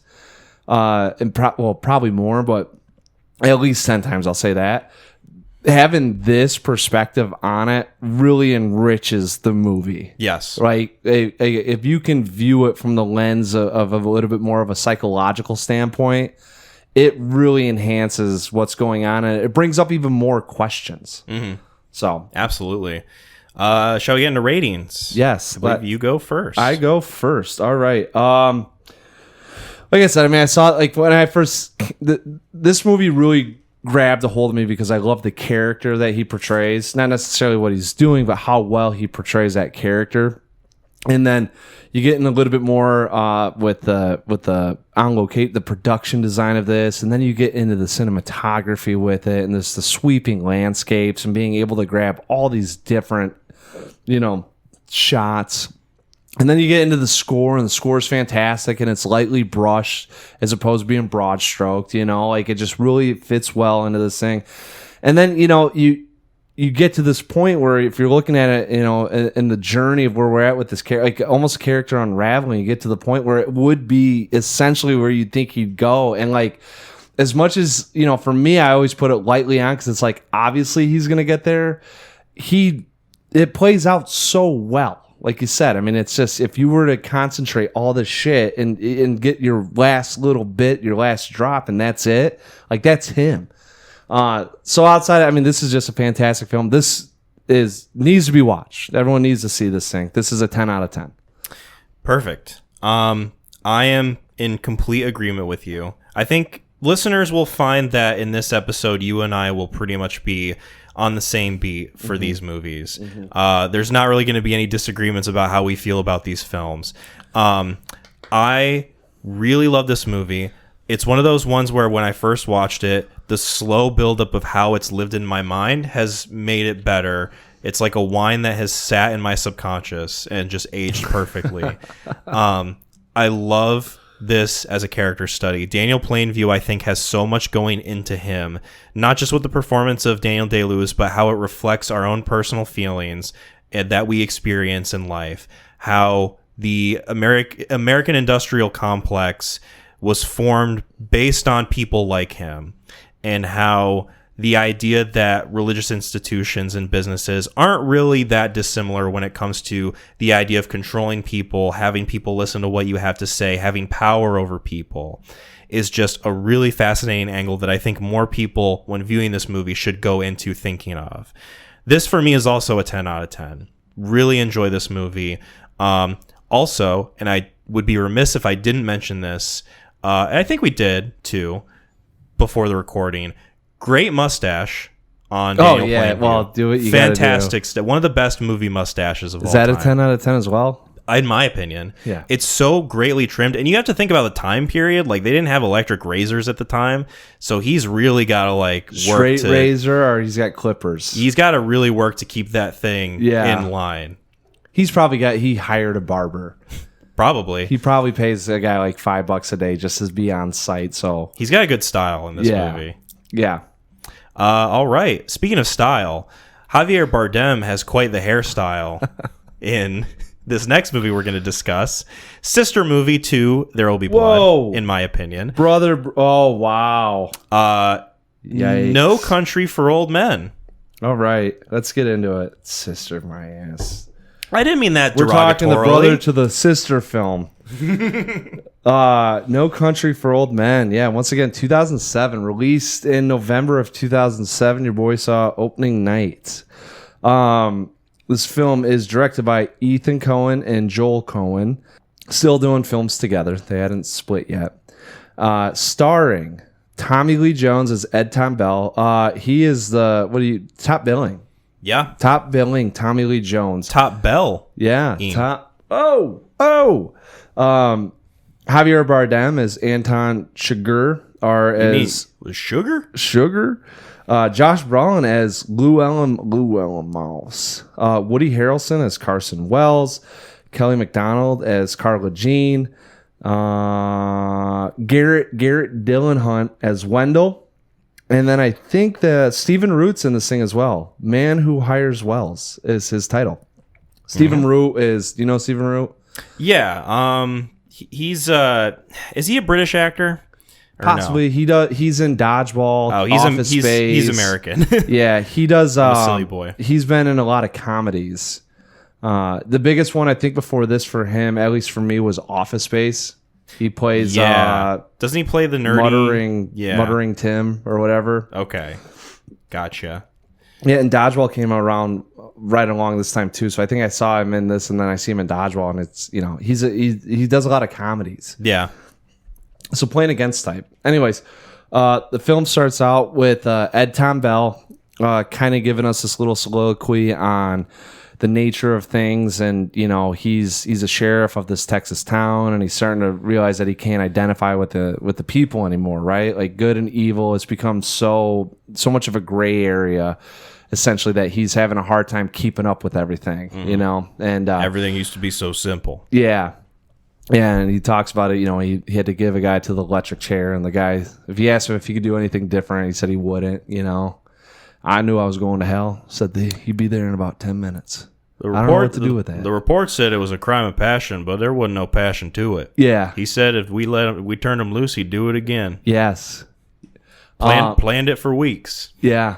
Yeah. And so then we get to, it's the crimes that are about to take place before you, I couldn't even describe, And then it leads off with Chigurh getting into a police car, and the deputies got him, and he goes in and he gets on the radio and he's talking about arresting him, and we start to see Chigurh kind of get out of things, right? And steps take place, he gets out, and then we smash cut to our hero in this whole thing, possibly Llewellyn Moss, and he's hunting and gets a gazelle and goes to chase it and sees some blood, and he sees this dog limping, and he looks back and he's like, well, I'm going to check out these tracks for unknown reasons. Like I always watch that scene and I just go, I don't get why, maybe just curiosity killed the cat, right? Sees a drug deal gone bad, sees a whole bunch of brown dope in the back of a truck, and starts to inspect, and he kind of starts figuring things out, and he says, well, if someone took off, I got the drugs, so the money's got to be somewhere, and he tracks the guy and sees that there's a satchel full of cash, $2 million, and he takes it, and he decides, you know what, my life's starting anew. And last choice that he makes is he's going to go back and help out some of the one of the Mexican cartel members that, was pleading for some water. Agua, senor. And there ain't no agua. Yeah. Yeah, and all of a sudden Mexican cartel shows up again, and it just takes off from there. I mean, we are like full go, full tilt. So spoilers for No Country for Old Men. Yeah. So I had said in the previous discussion that I had watched this before There Will Be Blood. Watched it, I want to say 2014, around that time. It was for my college.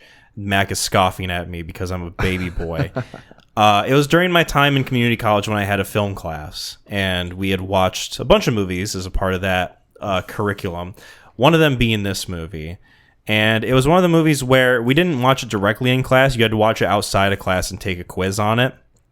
And I remember even then, when watching this film, this is such a thrilling movie.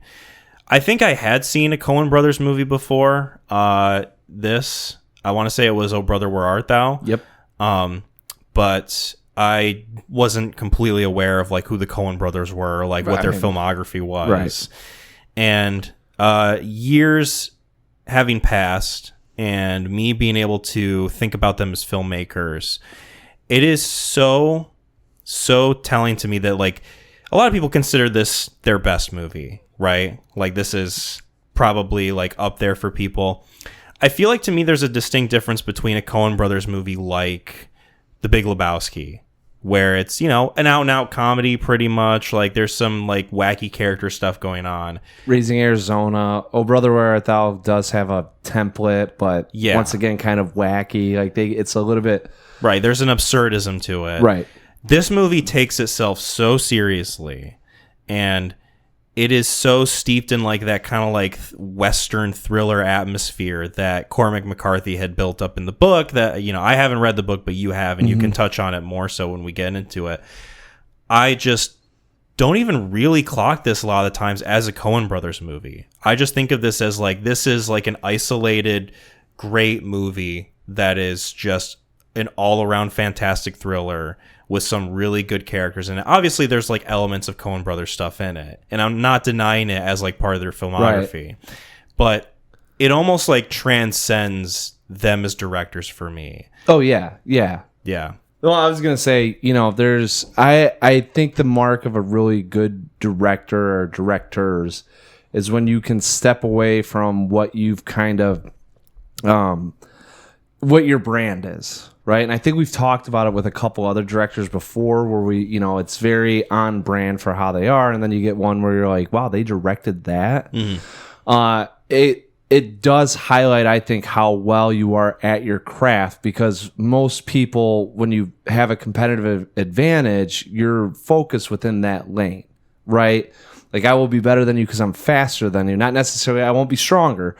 It's remarkable to me when you can say that, and then you go, I will be stronger than you. And then you go in and you do the weight training and all that shit. And then you go, oh, wow, like that guy's got more going on than what we kind of highlighted. Because there are some people where it's like, I know what I'm good at, and I'm going to stay with that. And it'll be good. And they were able to step away from that on brand, if you will. Yeah. And really highlight how good of directors they are. And I think it exemplifies that in the form of a lot of previous and following Coen Brothers movies are notable for their dialogue, their back and forth, their exchanges between the characters, and like the way that the characters are written. And that's not to say that the dialogue in this movie is bad. The dialogue is fantastic. There's so many different instances where like characters have back and forth that are just like engrossing on their own. Yes. what really separates this movie for me from the rest of it is this movie is, for the most part, carried by action. And not to say like John Wick type action, but just like propelling the story forward based on what the characters do, like to try to circumnavigate the cat and mouse structure, to like escape where they need to in order to like get to where they need to go. And it's, to me, that's the most engaging part of this movie for me. It's done seeing the journey of everyone. It's done in a very practical sense, right? Everything is, and everyone's chasing this money. Right, but everything that kind of revolves around it, like you're talking about with the action, like it's all except out of Anton Chigurh. Like his shit is always just, I get to be who I am. Yeah, But everything's done in a very practical sense. Like him hiding it in the motel room, right? Like you are constantly trying to figure out these small little areas of being able, like, how can I protect this or do that, right? Right. How can I get around this? Yeah. Like Chigurh has the leg injury. Josh Brolin gets, after the whole fight scene, he's going to Mexico because he knows I can't check in with the Dallas hospital or the McAllen or wherever the little town that they were at. Yeah. Hospital. So, but I can't also go in there looking like this. So I got to buy the clothes off these people. I'm going to take a beer so it looks like I'm a little drunk. There's always like these very small things happening that just constantly push forward to give you a sense of realism about making this almost like feel like this could actually happen. There isn't anything that's really, that is absurd with it. No, the only thing that you could maybe argue is sort of like absurd and otherworldly in a fascinating way is Anton Chigurh. Right.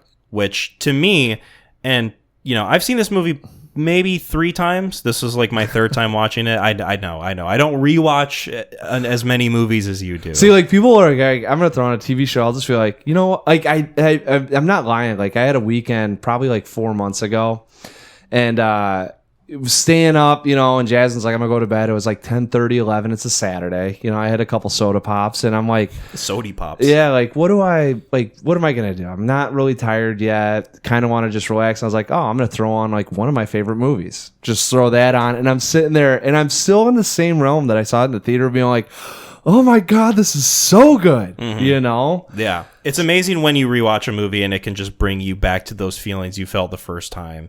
And really, this kind of enhanced it for me, and it felt like I was watching it for the first time again because the distance had been so great. Yeah. And a lot of this movie I didn't quite remember being in it, which we can talk about. But to me, this movie on this viewing, like, belongs to Anton Chigurh. Like, this is this is his film. We're pretty much following his journey. He's the first character that you see.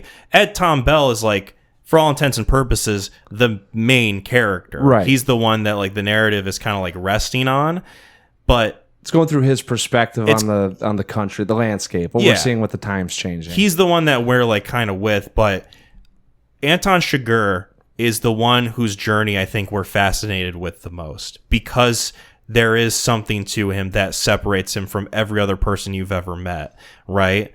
There's not a relatability there. There's not any person underneath the surface of this psychopath. He is just someone who is almost like a force of nature, and that's how he views himself. Well, he's, the one that I really like to think about is like he is fate personified, right? Like he is almost like the Grim Reaper personified. Yeah.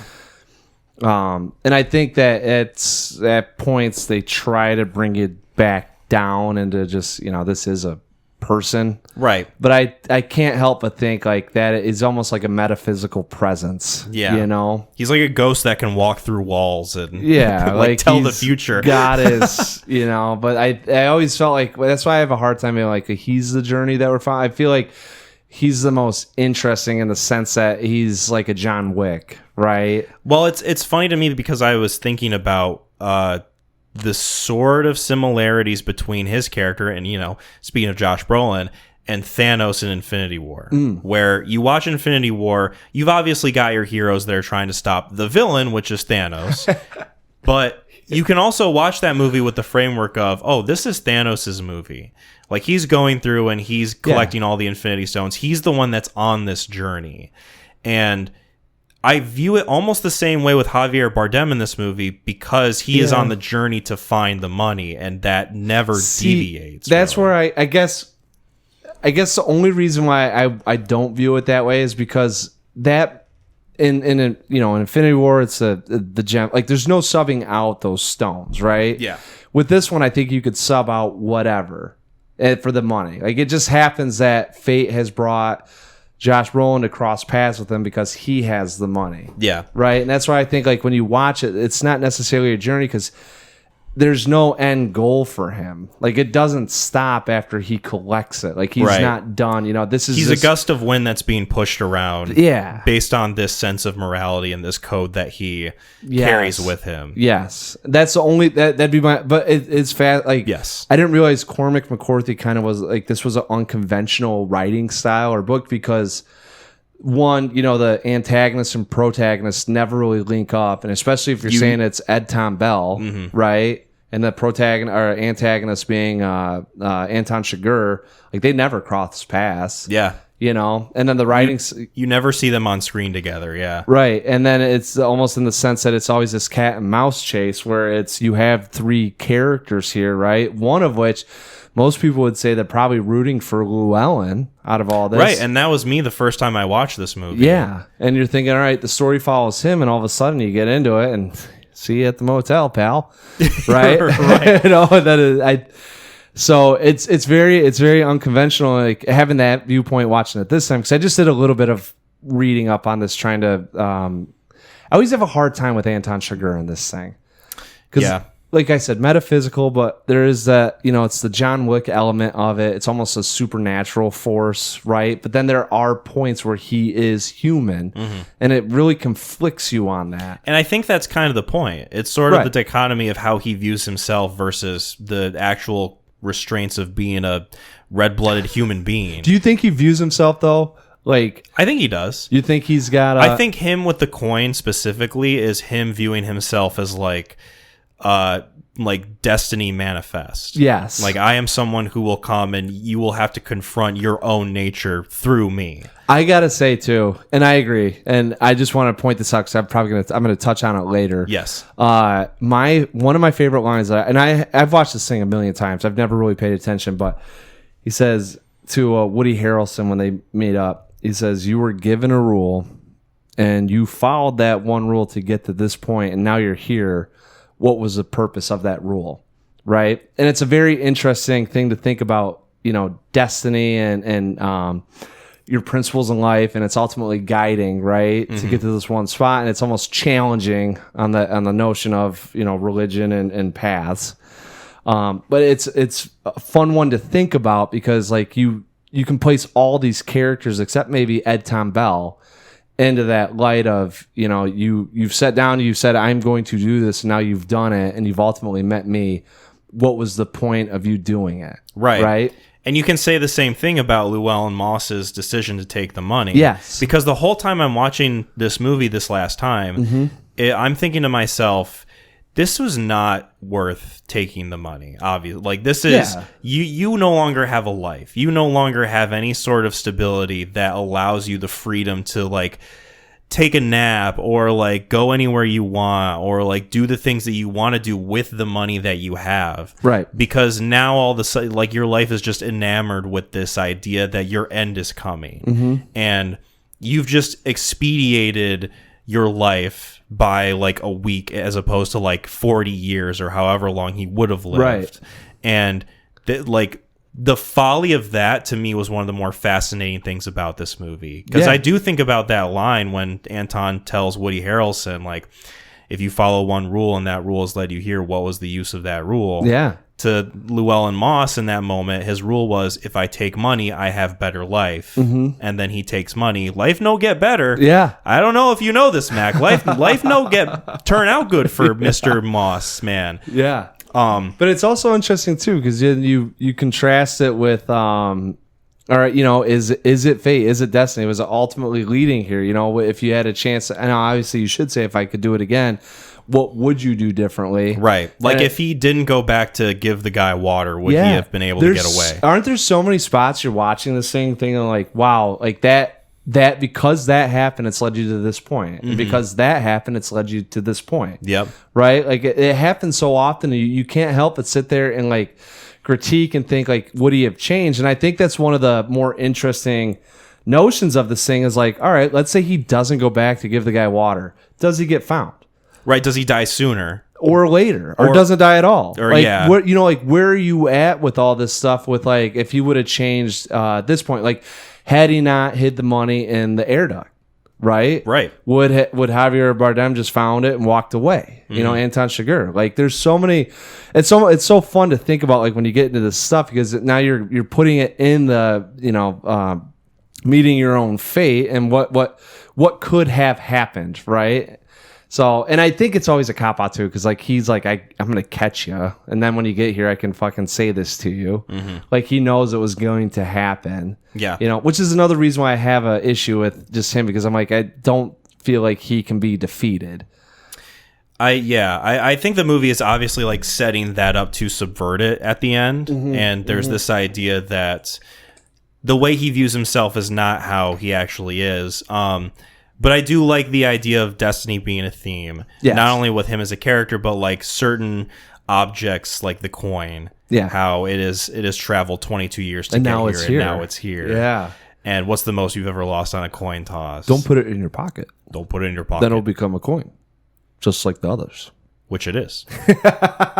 I love the side eye he gives him when he leaves. It's like he's kind of being a little cheeky in that scene. He's all dude. He knows he's like I could have easily just popped this guy, right? But like I don't care. He won the coin, so here you go. But like, hey, you just won up the Grim Reaper.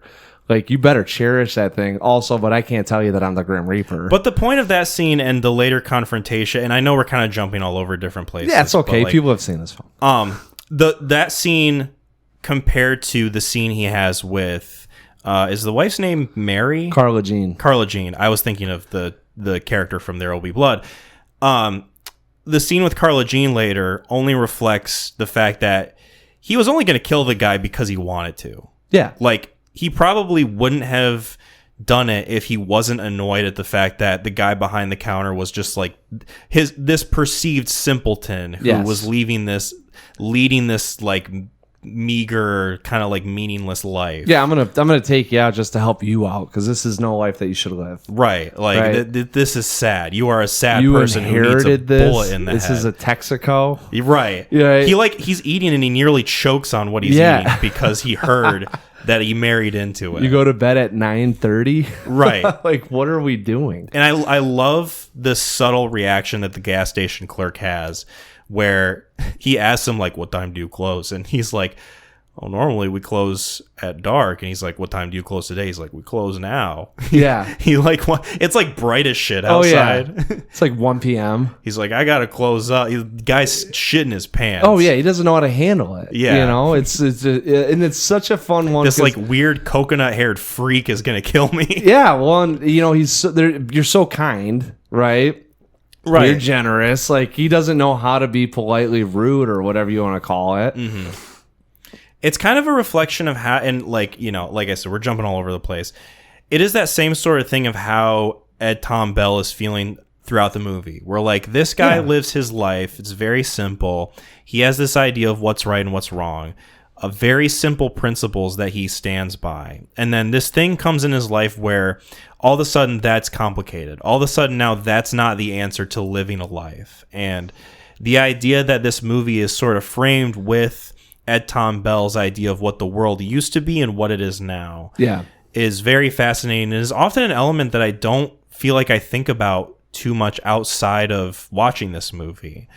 Because I often think about Anton Chigurh, I think about Llewellyn Moss, I think about the idea of manifest destiny and how there are certain points we find ourselves in where our decisions have led us to this moment, and was that decision worth it? Right.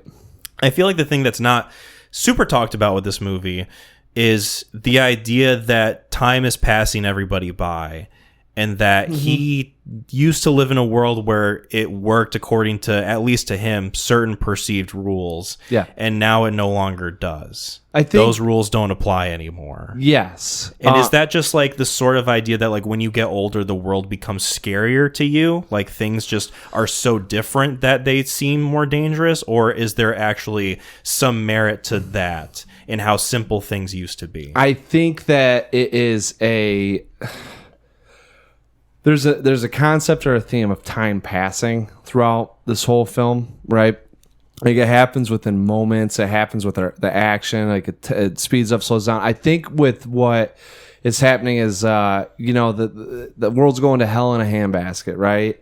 And every generation as they go through, because they're not able to relate with how things are changing. Like I talk about this with my friends all the time. Is like when I'm, in 20 years from now, we might have a dishwasher that can operate itself when it hits like a radio waves go through and says, all right, this is full enough, we're running it. Like I don't even have to click a button. Like technology, the way people operate, the way that we're thinking, it's always evolving, right? And I think that, I don't know about Ed Tom Bell necessarily being scared of what the future presents. I think it is that sense of the rules, but during these times it was simpler for me.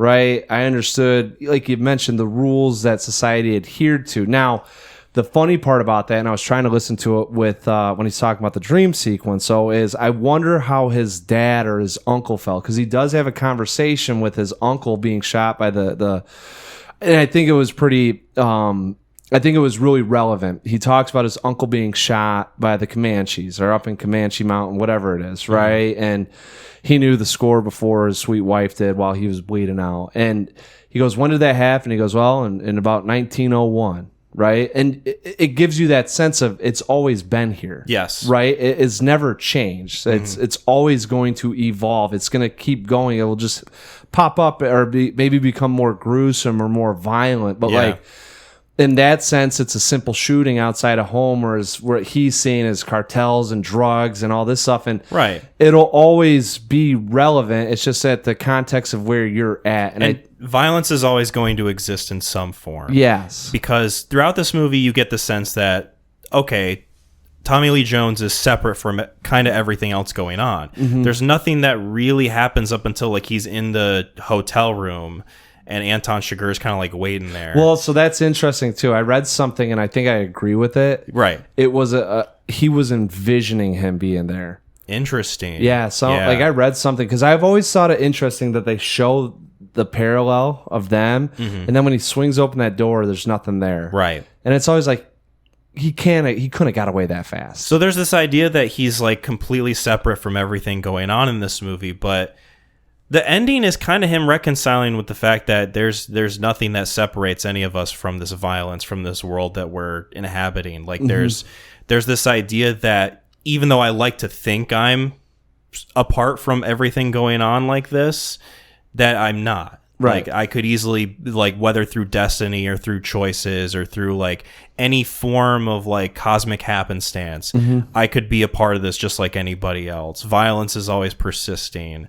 And Cormac McCarthy as an author, I know, uses the theme of violence throughout a lot of his stories in multiple different ways. You've got Blood Meridian, which is just like, yeah, the Wild West was an actual bloodbath. There was nothing romantic about it. Real cowboys and Native Americans were just like, there's like something inherently evil about a lot of this setting. And obviously you've got The Road, which is like a post-apocalyptic framing of that. I hadn't read the novel No Country for Old Men, and you mentioned that you had. Yeah. And how much of that is sort of like a reflection as a theme for this movie through like the violent nature of it and like how that translates?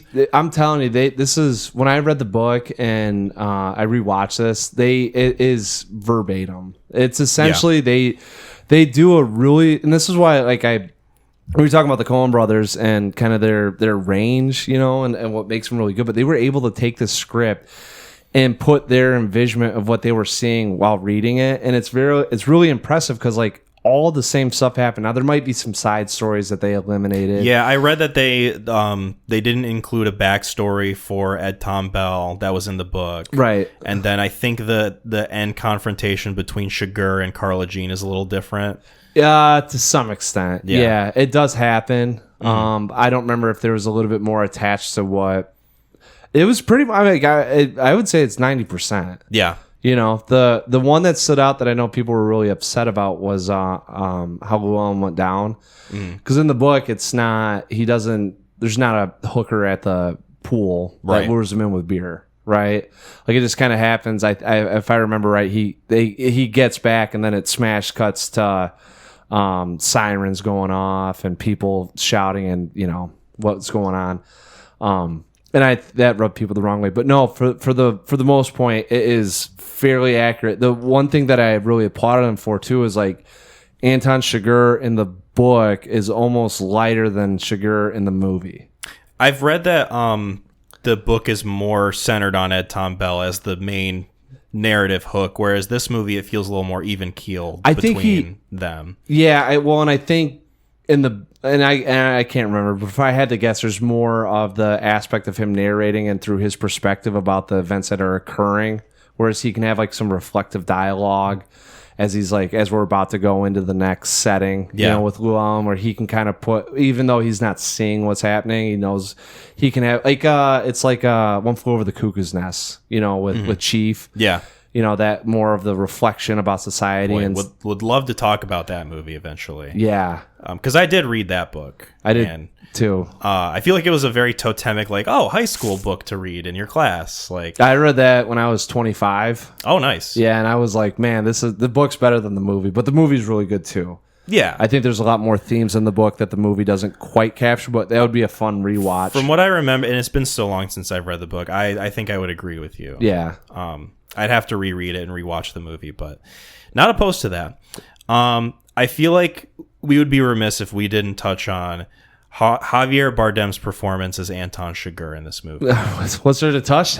I mean, come on. The fact that it's great. I mean, we were talking about how Daniel Day-Lewis as Daniel Plainview is maybe the best performance in the 21st century for any movie, right? Chigurh's right up there with, like, I only say that because Plainview's got 100% of the screen. Like, I don't think there's really any scene that he's not in. Right. And this is more so of a supportive performance. 100%. And I think there's an argument to be made that he's like a main player, but that's for another day. Yeah, but I mean, like that, you're talking kind of the structure, the script, and how it plays out because he is constantly being evoked, whether he's physically on screen or not, right? Like, right. The movie's like, whether he's not on screen, he's also being talked about by other characters. Right. Like he is it's all about like where's he coming from next. Yeah. You know? Which is actually really fascinating to think about too, because now that they talk about like Manifest Destiny and stuff, I'm like, oh, like they are like even when he's not there, he is that conversation, which does spark like he's inevitable. Yeah, they're talking about him like he's a plague, or like he's like you said, the Grim Reaper about to come and kill everybody. Yeah. I think it's important to point out that this character is, I think, cited as being the most accurate portrayal of someone having, being a psychopath. They did, did you see it? They showed 37 or 40 professors, like 125 different films. Mm-hmm.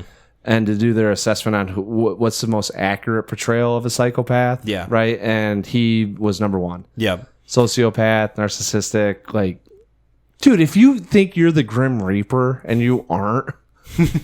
But you have also, like, because, like, with Daniel Plainview, it's very different in that, like, you can see some semblance of a human being in there. Yes. Like, you can see emotionality. He, like, breaks down a little bit. Yeah. He, like, kind of, he lets himself feel emotion, whereas, like, Javier Bardem in this is just like a walking android who has no sense of like what is the good or bad or like anything. He just thinks what he's doing is like a job, and that's just how he operates. Yeah, his job though. It's not even a job. He doesn't even his purpose. Yeah, yeah. Like and it's not even for good, or I mean, it's not for good, but it's like who knows why he does what he does, right? I think like Carson Wells says it. Woody Harrelson's character, like no one really knows why he does what he does. I was trying to think like how does he get on the Mexican drug money? And I thought it was because of the guy hired him to do it. And is it like why does he go back and kill him? Is it the sense that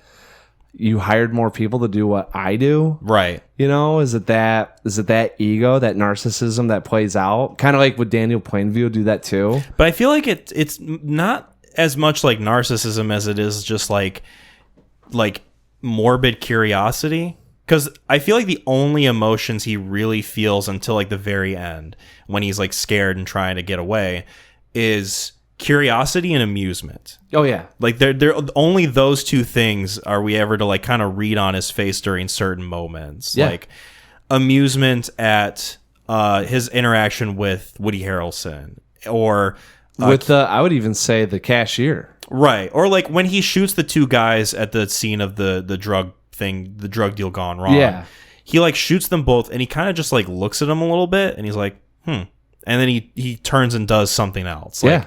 He quickly moves on from it, but in a way where it's like he thinks about this in a way that doesn't weigh on him. Oh like, yeah. There's nothing that like stops him from thinking twice about. He just wiped his ass. Right. The scene where he shoots the guy in the head with the what cattle is it? prod. The cattle prod. Yeah. Is so chilling in how efficient he is at it. Because you just see it. You just see the violence of it. There's please. Right. There's no like stylistic choice of cutting away. There's no like zoom out to where like we only see it from a distance. Like it's right up there. Yeah, it pops him. You see it, and it's almost like they're trying to make you get the sense that you are as numb to this as he is, or that like if you work a job like in a slaughterhouse and you're just like constantly putting animals down, you just grow numb to it. That's how he views other people. Yeah, it's like you are just cattle, and I am snuffing out this flame, and that's it. Like, yeah, he's got no like, he literally every time he kills someone too, it might as well be him handing over $1 to someone, right? Like there's no thought process behind it whatsoever. It is so automated with his process or his thinking, you know, and that's probably why they said he's a fucking number one. And I love this performance because not only is the design of the character just so like inherently creepy, but his facial expressions are so effective. They had so the haircut that he went with, there was a 1940s or 50s actor that he kind of saw, and they wanted to model that haircut after, so they got him, and Javier Bardem shows up for like day one. He's got the outfit on, and he walks up to Ethan Joel Cohen, and he goes, this friggin' haircut. He's like, there's no way I'm getting laid with this. And they like slapped hands. They're like, yes, like that's how creepy we wanted it to be. You know, like you're gonna nail this role. Yeah. Like even if you're not even that good with the acting, which he was, you're gonna be out of the park. Remembered for this look, right? Which is like once again, you have to applaud with it. I'm kind of chilled every time he like smiles in this movie. Oh yeah, it's very menacing. It's a face that you're like used to seeing just as a grimace or just like completely bereft of any sort of emotionality. And then when he does smile, you know that one, it's for like just the most gross evil purpose. Yeah, it's very heinous. I think it's if you knew a kid or a person that did a lot of bad stuff, right? And they hit you with one of those smiles, you can always tell like what you're about to do is not good. And because you are excited about this, I'm actually more nervous about what it is that you could do. Right, because you're feeling an emotion right now, and it's an emotion that makes me terrified. Right. Like, you know, like, oh, I see all those deer, like, let's go kill them. Yeah. You know? It's like a child who came across like a basket of candy and nobody's around to stop them from taking it. Yes. Like, oh, I get to eat it. Yeah. Like, there's no one gonna be able to catch me. This is his idea of having fun. Yeah, it's like how a cat plays with a mouse. Dude, it's so weird, but they're the first Jurassic World or whatever with Chris Pratt. they talk about I'm curious where this is going. Well, they talk about the Dinosaurus Rex, right? Or like whatever they put in captivity. And so Chris Pratt's an animal trainer. And he actually does a pretty good, I mean, just laying out some simple foundational stuff with psychology, but like nature, nurture, you've got imprinting. Yeah, this right? thing never had a mother. Yeah. And they talk about it, you know, in social cues, right? So he said, you raise this in isolation. The only thing it knows is like its positive reinforcement is being fed by a hook. It's going to grow. It's going to start to learn how to adapt. And if it's like, there's nothing there. It hasn't been raised with anything else. So it doesn't know cues, right? The behavioral aspect of being able to work with another animal doesn't exist, right? And it's a predator too. So you're taking this thing that is the number one on the food chain. You're going to show it that it doesn't know how to deal with empathy or sympathy at all, right? And it's raised in isolation, so it has no remorse for anything else, and the only thing it knows is how it thinks. Mm-hmm. I think that's like what Anton Chigurh is. Yeah. Like, I think of that. Like, I remember when I first saw that movie, I was like, oh, wow. And then I've seen this with Chigurh. I'm like, that is what I would say how that happened, you know? Yeah. Like, and that's somewhat of the psychological aspect behind his character, and that's like why he does these nefarious things, and he gets so like it. Hey, I get to go and kill someone. All right, you know, and it's just so. But that's that smile, and it's like, oh, it's so good. Is he one of the more fascinating, enthralling villains in movies? Do you think? Like, would he be up there as far as like movie villains? Yeah. There's nothing. The reason why I like it too, and both these characters really like, and I don't like. You could say Plainview's a villain, right? He's an anti-hero. Yeah, he's like a Walter White, right? But I always appreciate the ones that aren't like your James Bond, the cartoony. I need to seek the world. Yeah. Like, I actually, and like you brought up Thanos, but I had a lot of respect for him because his plight, you know, being a sociopath and coming up with his own reasoning for why he needs to have, you know, genocide. Anytime you can get someone like that operates within those walls and the passion that they feel with the wrongdoings that they're doing, I think are more relatable in the sense of like, oh, I can see why he's doing that. Not necessarily like agree with it, but within his framework and his thinking. Yeah, he's justified his own actions enough to where like I get the mindset. Yeah. I get where like the lane he's put himself in. in. And that's like Heath Ledger's The Joker fits within that too. You know? Yeah. No, Anton to me is fascinating just because, like, when I think of totemic movie characters, not just villains, his face pops up a lot. And I think as far as like a representation of what this movie is, he is far and away like my number one. Obviously, I don't think any of the other performances should be drowned out or suffered because of how totemic it's Paul this Dano, is. right? Right. I mean, like, Ed Tom Bell in this doesn't have much to chew on. He's an old guy that can't relate to the time, so good luck knocking that out of the park. But Tommy Lee Jones is doing a great job. Josh Brolin's great in this movie. Dude, he came out of nowhere, too. Like, when... everyone knew him from the Goonies, so, like, I can tell you, I don't know where his acting career went, but that movie reprised it for him. Yeah. Like, kind of like a Travolta-esque... And he's been getting like very consistent, notable work since. I mean, we obviously talked about Thanos, and we talked about you mentioned the Goonies or whatever, but like that was before. I recently watched Weapons that he is in. I want to see that. Oh, maybe we talk about it. Yeah, maybe I was gonna say okay. We talk about it because we talked about Barbarian. Yes, and that would be from the same director, Krieger, right? Yes, I think so. Especially after this last movie that I watched last night. Yeah, there'd be a lot of meat to chew on the bone. Okay. But no, Josh Brolin is great. Even like Kelly MacDonald, who I was only really familiar with from Trainspotting, which is incredible that she is doing this like kind of cute Southern Belle accent in this movie. And it's like, no, she's a Scottish actress. Yeah. Like she's doing a real. She had this, and then she had distinct performance. Brokeback Mountain. I hadn't seen Brokeback Mountain yet.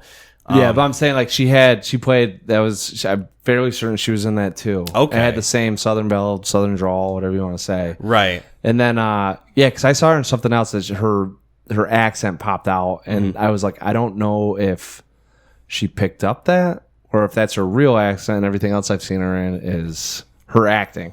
No, she's great in this movie. Mm-hmm. Her final confrontation with Anton at the end is so notable, and I think a lot of it in part because she is doing a lot in that scene to kind of like take the power in a way, like confront Anton on like why he does what he does and like his decisions, because the whole time Anton thinks, oh, I am destiny, I'm just going with the wind, I'm taking where this is leading me. She's the first one that confronts her fate. Yeah, she's the one that actively denies that this isn't my fate, you are choosing my fate. Well, yeah, it's confronting her fate and confronting Anton's whole kind of ethos, because his mind is, oh, you know, this is what has to happen, and in her mind it's like, well, you've already made your decision. I'm not gonna do the coin toss because you've already decided. The big one with that too is these are choices. This isn't inevitable, right? Like, you are choosing to do this. Yeah, you know, and I've made my choices to get to this spot, but just because you're here doesn't make it inevitable, right? You're choosing to make it inevitable. Yeah, you've made a choice. And is that part of the reason why he's able to like separate himself from everything he does, is because he doesn't view it as a choice. He views it as like just it is consequences of other people's actions. That's why I don't think he would have. I don't think he would have killed the gas station guy. Like, I really don't. Like, unless it landed on tails, right? Or would the guy said, all right, then heads, right? Wow, way to go. I don't think he would have. If every time it landed on heads, I think his mantra is, because of how I operate, right? This isn't me choosing to do this stuff. Like, this is, which is interesting with that, because it doesn't show the coin toss. Yeah. Right? It's inferred that he killed her. And right? He checks his shoes when he steps out, so you get the idea that, like, oh yeah, the blood got on the floor. But I think that's why they did it, is almost in the sense that she's making this plight of, you were choosing to do these things. Like, if I do call heads and it lands on tails, it doesn't mean you have to shoot me. You're choosing to shoot me because of what you've rationalized in your head with being right and wrong. Yeah. And I think that's why they don't show that. You know, because it ultimately it wouldn't have mattered, right? And maybe that's a sense of saying, like, it'll always land on tails if you call heads. Yeah, you know. But it's a very interesting situation. You know, the first time I saw it, I was kind of annoyed with it. Like, well, how do we know? And maybe she didn't. You know, but then you get more into the sense of like, all right, she's kind of confronting him about all his shit that he does and how irrational and sociopathic he is. I really like how the framing of the scene where he shoots at the bird is kind of represented of that, because he doesn't need to shoot the bird. Right. He could just leave it alone. And you would have to think that in his mind, oh, well, if the bird didn't want to be shot, then he shouldn't have been there while I drove by. Yeah. Like, you know that's like part of the rationalization of that, and that's how a lot of I would wager psychopathic people think. They have a skewed rationale, right? And that's what we talked about with like sociopaths, because I think that's really what it delves into, is the lack of empathy, right? Narcissism, and then very skewed rationale on. And like, that's why you always get worried about like people's upbringings, because that's ultimately what forms your connection to the world and the choices that you can make and what you're inferring. Yeah. And, you know, with him, his rationale was whatever the hell it was, right? But like you said, like, that is a funny way to look at it. Like, if that bird didn't want to get shot, it shouldn't have been there when I drove by. Yeah. You know? 100%. And like, instead of being like, wow, that's kind of messed up, you're killing an animal, like, you know, like, he's looking at it in the sense of, well, I'm right about it because it shouldn't have been there. Right. You know? Yeah, it almost feels like he wasn't birthed and raised by parents. It just feels like he was kind of dropped in a forest from the sky. I think that's what also makes him really compelling too, is because like, they do a really good so Ed Tom is, you know, weathered, and he's got a very wholesome look. Well, had a wholesome look on the world, right? And you can see that everything that he's soaked in's kind of changed his mind, and he's just relating that he can't keep up, you know. But he does everything so sweet and kind, and you know, and his actions are ultimately for the good, even if it's telling a little white lie, you know, or breaking into a do not enter, you know, place. And then you look at Brolin and Arlo Moss, and you know, he's very human. You know, it's who wouldn't take the money. But at the same time, he sees a man dying and he says, I got to get him some water, right? He has sense of being able to help out. I'm trying to think, or not help out, but like with the hooker at the pool, right? And showing his weakness and vulnerability and not being able to make the right choices. And it would probably be safe to assume that when you steal $2 million, you can't. But Right. there's that human, so you can kind of see where both of these characters have come from, and they give a little bit of background. Anton Chigurh in this thing just feels like someone plucked him out of space and dropped him onto Earth. Yeah. Like, there is no sense of, like, what did you do?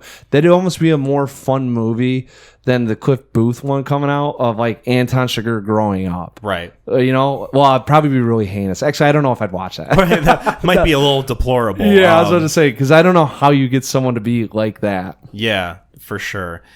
I had a talking point, but I can't remember what it was. So I'll just go into this. Is this your favorite Coen Brothers movie? Oh man, it's so hard. That and the Big Lebowski are like one. Like, this is 1A and 1B. Mm-hmm. Yeah, because they're so very different. They're very different. And that's where it's like, it's almost, instead of saying with the director, it's like, what do I want more of? What's my flavor of the day? Mm-hmm. Am I feeling a little vanilla here? Like, I'll go with the Big Lebowski. Do I want a twist? Maybe I'll go with the No Country for Old Men. Like, if it was held within, like, if this was more of Raising Arizona versus the Big Lebowski, I think you could say 1 and 2. Yeah. But these movies are so different, right? And they're both so rich with their characters and the way that they're set up and shot. And it's like, sometimes you're feeling vanilla, sometimes you're feeling chocolate. Yeah. And that's where I get with this one. And they've had some other movies that followed, like A Simple Plan. I think Bill Paxton, who's the guy? Why can't I think about who's the guy that married Angelina Jolie?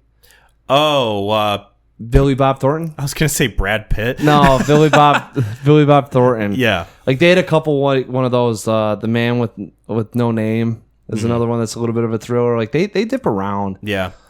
I remember what I was gonna bring up. Okay. So the music choice, or I should say the lack of music in this movie, probably my favorite instance of that in any film I've seen, or any like piece of visual media I've seen, is the fact that this movie chooses to not have really like a score, like a sort of like pieces of music going on during scenes. Instead, they opt for, there are certain instances where something happens and like these kind of like chimes or gongs, or like these little kind of like constant reverberations of something go off. And I love that. It, for me, makes the movie more thrilling. It makes it more engaging. Rewatching this movie last night, or not last night, but like 2 nights ago, really cemented it for me as like, this is maybe one of the most engaging thrillers I've ever seen. Yeah. Like, this is so well executed. And I don't know. I'm a fan of it. I'm sure. I love it. I think it's a great call. It does put a lot of stress. I think we talked about this with the Batman, and I was annoyed with the score and that, and it felt like there was always something that kind of like something going on to keep you engaged. And I think some movies it does work. And that one, I will say, I mean, I've come along more on it. But like, when you take out the music or the score, you're really leaning on the sound design, and you're really leaning on the performances. Sound design is so good in this movie too. But that's what I'm saying. Like, instead of, hey, like, we're gonna have this stuff go on, like, wait till he gets into this like motel room, and you're just gonna hear the whip of that silence-barreled shotgun. And like, that is its own. I was gonna say, like, the breaking the lock with the like air gun is so, the hissing of the air tank when it hits down on the metal ground. Like, they really poured into, like, and I think that's, I will always say, like, that it comes up with the perception of time, and maybe like this is more driven with Manifest Destiny and fate and all that, like with time passing. But I feel like they do a really good job of, like, instead of using the music to push you along in the film, they let you live in these moments, and they even highlight moments at times. Like we talked about with the crinkling of the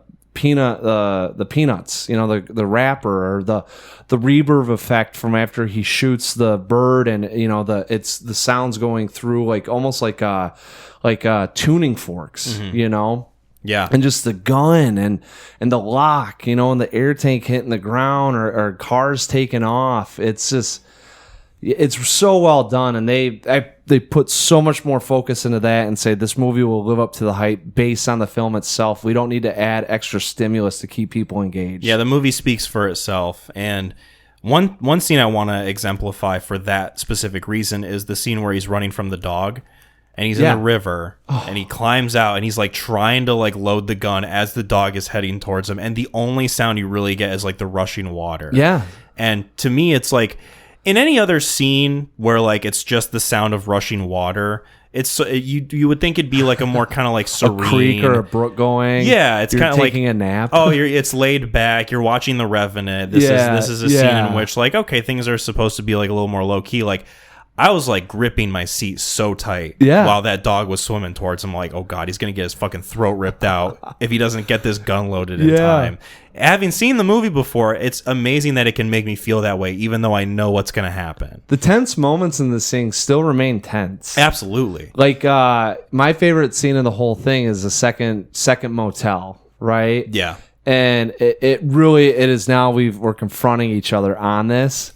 And every time I can never remember the sequence of events. I know that lock's going to hit him in the side and he jumps out. And then after that, I can't remember. And every time it happens, I'm always watching with like, oh shit. Oh, is this it? Oh, you know? And it's a good hallmark to have about a film that can invoke those same emotions as you're rewatching it. And I love too, like shortly before in the same scene, he's like going through the case, and ain't no damn way. Yeah, ain't no damn way. He's like, ain't no fucking way.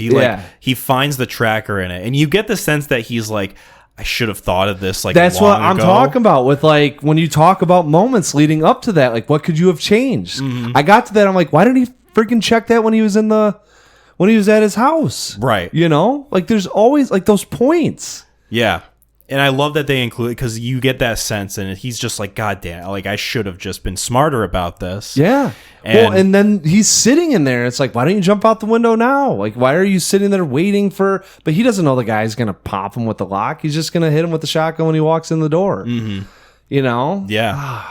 It's so good. And that scene too, where like they take it out in the street, and like you get the sense that Josh Brolin finally kind of understands how in over his head he is. Or like it's just a constant barrage of just like him being fired on and like actually getting shot. Yeah. In an instance, and he's just like, God, what the Jesus Christ? This guy is not letting up. Yeah. Like, this is just one dude. Feels like a whole battalion's coming after me. Yes. Like you can just sense like that fear. Like it really hit when he finds the tracker, and then he hears the guy go down and he looks out, and it's like, all right, I don't know what I'm up against right now, but they've now found me again. Mm-hmm. And it's almost like you feel like when you're watching it too, because we know that the guy's got to pop the lock, but he's sitting there and you can tell he's really unsure. And then after he gets hit, that look of like just the pain and like what the fuck just happened, you know? And then he hits it and then he jumps. Like at that point, it's almost being out in the deep end, trying to just get up for air, you know, like you just go right back down, and it's just this constant struggle of survival, and it's just unrelenting. One of my favorite moments in this is, and I have a lot of favorite moments, Mac, believe it or not. There's a lot in this movie that I enjoy. One that I really appreciated this time was when Woody Harrelson comes in. Yes. And he's got such big dick confidence. He's like, count of the floors up here, you're missing one. Oh, we'll take that into consideration. He's someone who in any other movie you'd think, oh, this is like the Jeff Goldblum cocky type who's like going to come in and like really turn the tides. Yes. And he just like, he walks up the stairs and Anton's just behind him. And all of a sudden he turns into a sniveling baby. Dude, once again, we talk about music being eliminated. How much would that have taken out if they had something leading up that you knew the bad guy was coming? Mm-hmm. Right? Like, just think about that. Like, there are points in this thing that you are just taking off guard with what... When you're watching it the very first time, are you like, oh, Antoine Chigurh is going to get him right now? No. Right? Like, there's nothing in your head says, like, hey, he's going to get found. Mm-hmm. just to have him kind of come out, and he comes out so It's so casual. yeah, well, and like casual, and like, you know, when the first time I remember watching, I was like, is that him? And then when he pokes his face up, Yeah, because he's head down as he's rounding up there, and he pokes his head up. Hello, Carson, let's go to your room. yeah, You know, and it's like, you know, and he's sitting across from him, and Woody Harrelson knows he's gonna die. oh, he knows the score. Yeah, and Yeah. he's just like so broken up about it. He can barely speak. He's like on the verge of tears the whole time. I got 13 grand in my bank. I'll give that to you right now, and I'll just be gone. I'm a day trader. Yeah, Yeah. yeah. It's like, where was this confidence and bravado that we saw before? Yeah, right? Mm-hmm. Yeah. He won't find me. He won't even know I'm here. It's the same thing. That's when and that's why I really like that he brings it up to Woody Harrelson. You know, if you were given a rule and you followed that rule and that rule's led you to here, what use was the rule? And he goes, God damn it, Anthony, you're always talking to this nonsense, you know? I couldn't remember if that scene was you see him shoot Woody Harrelson, or if the phone rings, it cuts to Brolin, and then Anton's on the phone, and then you just see the blood come up. You see but him. yeah, he does. Yeah. Because the feathers from the pillow come up. and Everything it's- comes up. Yeah. It's just, yeah, super good, just like effects and like bullet whatever splatters or whatever. Dude, Really good. practical effects are really good. I also like they do a really good job with this too of lingering on the tension, even in these small moments. Like you gotta think, like Brolin sitting in the room waiting for the lock to go through. Like I jumped this time too watching it. Right, Woody Harrelson waiting for him to get shot. The phone's just ringing, so they're just letting the tension build subtly. Right.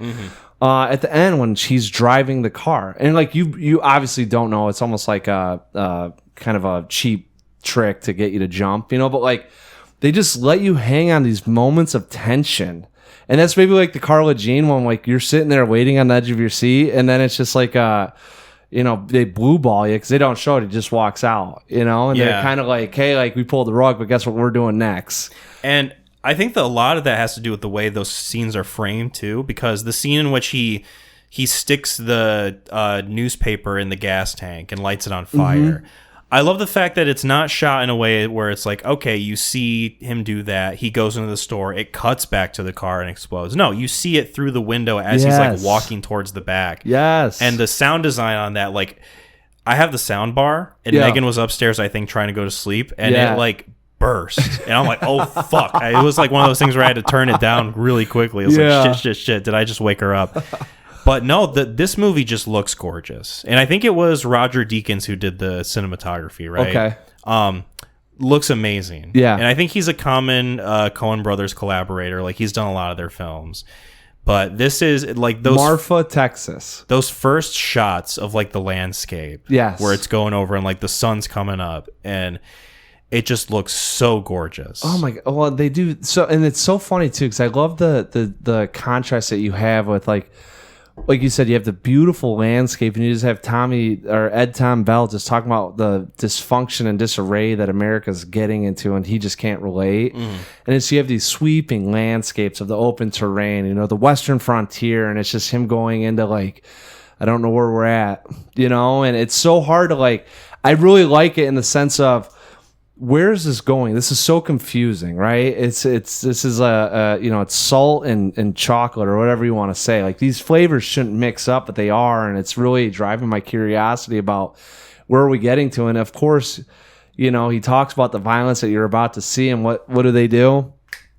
Right there, you know. But the cinematography in this there's so many great shots. Yeah. So many great shots. And Coen Brothers, I think, are pretty adept at shooting different types of locations for their movies. Like, you get a different vibe with a lot of them. This, you have a desert vibe. Fargo, you've got like the snowy Midwest. Yeah. Oh Brother, Where Art Thou? Like, oh, we're trekking through the woods now. Like, yeah. You know, a little bit of a Southern Appalachia, right? Yeah. Like, very foresty. Very kind of like mystical looking. Yeah. And I don't know. I love the sort of like range that they have as directors that way. Yeah, they do a like really good job of pinpointing locations. fucking Big Lebowski, kind of like wealthy, urban type of setting. You get your city setting, right? Yeah. Right? Like you're going through, you got the sprawling city that you're just kind of maneuvering through with LA. Yeah. All good shit. It is 2:29 that we are in this. We said this would maybe be a shorter episode, and it predictably did not become that. What do you think of the ending? The ending's the most divisive thing about this thing. Where Llewellyn dies and you don't see him die. No, no, that's not the ending. Oh, when he Tom gets Bell.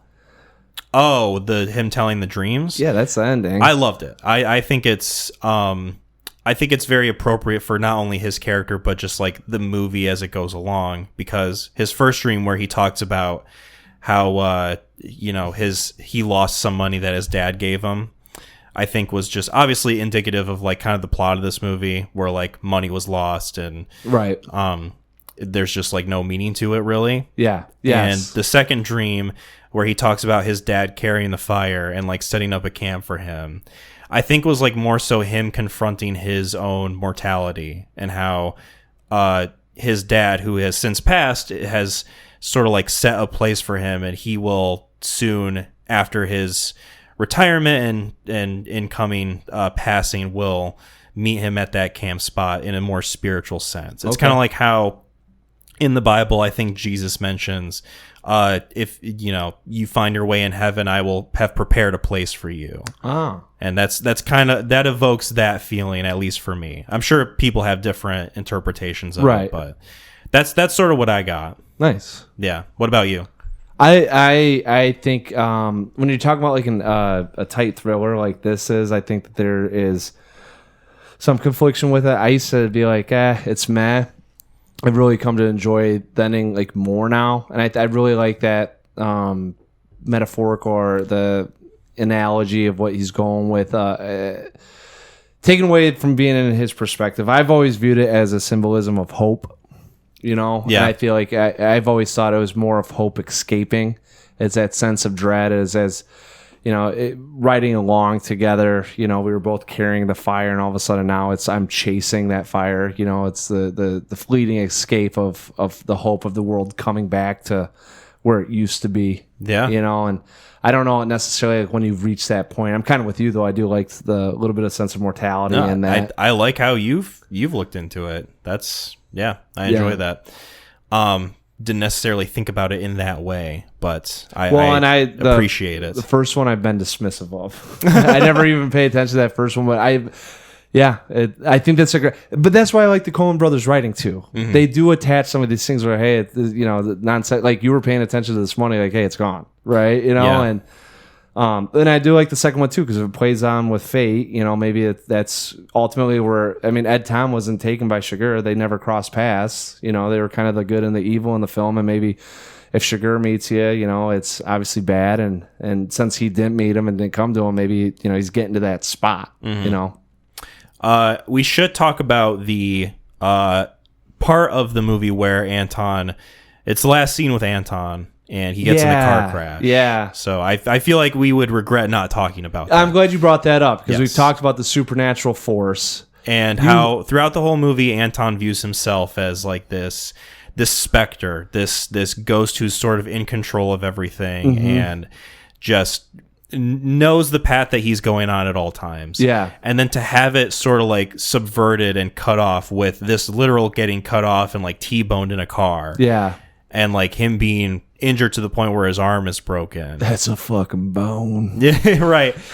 It shakes him up. It not only like subverts his idea of who he is as a person, but also just like the idea of how the world works, because he so views it in this silo of everything happens because of destiny. Yeah. And then this thing just like out of nowhere. Like he had the right of way, he had the green light, but it fucked him up. Sometimes you get T-boned. Sometimes you just get T-boned. Sometimes shit happens that you have no control over. Because this is, I've always viewed it in more of a physical sense of what was going on with him, right? Mm. And this, he can bleed so we can kill it type deal. Right. Right. He's not invincible. Yeah. Right. But I do like what you're, I mean, that's a great point about, like, you're spewing the shit about destiny here. Like, tell me how you forecasted that, asshole. Right. Exactly. Like, and it's something that he just can't reckon with. And that on top of the sort of like small display of human kindness from those boys, where like they come up to him and ask him if he's all right, and then they give him like one of their shirts, and he like tries to give them money, and at first they turn it down. They're like, oh, we don't want the money, we just want to help you out. Yeah, like it completely kind of turns upside down his view of how like the world and people work. And potentially, like I don't think it's gonna like change him as a person, but it's going to give him this idea that, like, inherently just fucks with his own worldview. I wish there was a little bit more for us to gather from that interaction. Because I do like what you're saying about it. I just don't know if... Dude, if you're that far into it, I don't think there's anything that would make you question your... Right. I mean, it's not the first time either that like we see him hurt in the movie, because like he gets shot and he's dealing with his leg, and that's why I had an issue with like the physical aspect of it, because like we've already seen this, right? Yeah. So I do like your take on it, but I think he was able to reconcile with that more just because like he knows it was like a consequence of the actions that have taken place, whereas like the car crash is just completely fucking random. Well, see, that's what I was about to say, because I like the sense of, if you follow this rule and this rule got you here, what was the point of following that rule? That whatever he's following got him into that car crash. Mm-hmm. You know what I'm saying? So like, at what point was it of use to follow what you do? Right. I wish there would have been a little bit more that happened to him. Or is there any rule that you're following? It's just what's happening, Right. And like, you're going to, you get T-boned like that. It's not because of destiny. It's because that guy ran a red light, and I don't know. Like it makes you, because sociopaths they dictate their own guidelines, right? And if something were to happen that puts it in question of what they were following, it doesn't make you rationalize or think about or have any sort of introspection about it. You just shift the rules. Like you bump it over and say, all right, well, that's a one-off, and that's where you get into people like, you kind of get the sense that when he's like got his arm in the makeshift sling and he stands up and walks away, that he's not like learned from it. He's like reassessing how he's gonna approach it later. Yeah, that's what I like all that stuff. I do like that, those actions happening, and it's the closest that the movie gets to like giving him justice in a way. Yeah, like narratively, it's satisfying because we finally see him getting hurt in a way that like really gets to his core. But also thematically for the movie, it works because his whole worldview is flipped. Yeah. Well, not flipped. I keep saying that as like a indication of what it's going for. It's more so if he's looking at it of, if I've done everything I can and I will not get hurt unless presided with the actions or consequences of being involved in something. It's put it in doubt. I'll just say that. Yeah, this is so totally random that he's never experienced, that he's now got to think about. If I do follow this path, like, what does it really make sense, right? Yeah. So I get that, and that's a good way to look at it too. I've always been curious about it because that's the one that I have had a hard time with as well. Because I would like to see more justice coming from it, right? Because even when he walks away, it's not like he's mortally wounded, or that, like, you just think he's going to reset his bone, he's going to take 9 months off, and he's going to be back at it. Right. But that is more intrinsically a harder thing to swallow, is now all of a sudden you haven't questioned some of your ethos or philosophy on your worldly views. Anything else we want to talk about with No Country for Old Men? No. I feel like we had a pretty good touch on this as a discussion, and the other movie too. Hopefully you guys will enjoy this as an episode. 101. Shall we get into ratings? Yes. So this was super thrilling to rewatch. I am absolutely going to rewatch it again soon, not just because I want to show Megan for the first time, but because I am excited to relive these moments. I just love the kind of like personal nature of it, how it has to do with these characters, not necessarily like world-ending stakes. The movie is so thrilling to me. I don't know. It's one of those things where like it's hard to funnel my thoughts into a cohesive framework. So I'll just get into my rating. This is a 10 out of 10 as well. Nice. I had it at a 9, and then when I rewatched it, I'm like, this thing is undeniable. I cannot not give this a 10. You had it as a 9? Yeah. Jesus Christ. Hey, listen, I'm just showing my growth as a movie watcher, baby. No, I think, and the reason why I was excited to talk about this too, because like I said, like from reading the book, I think that you're able to pick up on more of the themes and some of the hidden aspects of what's going on, right? Like we talked about with Sugar running, going straight through that green light and getting T-boned. Like it's one of those things. Like I'm watching it, I'm not quite sure of what it could represent, and if you're able to pick up, but I think that Cormac McCarthy is doing the same thing. Cormac McCarthy, right? So I think I like Cormac McCarthy. That's my New Jersey accent right there, McCarthy. But I think that's why it's hard to describe when you're able to pick up on more of the in-depthness of the film with just the little that we're given. Yes. And that's hard to explain, but it's something that I think you really can gravitate to given your background, right? I love this. Like I said, I mean, I watched the trailer for this thing every week leading up to it for 3 months. I was so smitten with the trailer. I couldn't wait to watch it. And then I finally see it and I was like, I saw it twice or maybe 3 times in theaters. Usually in an empty theater.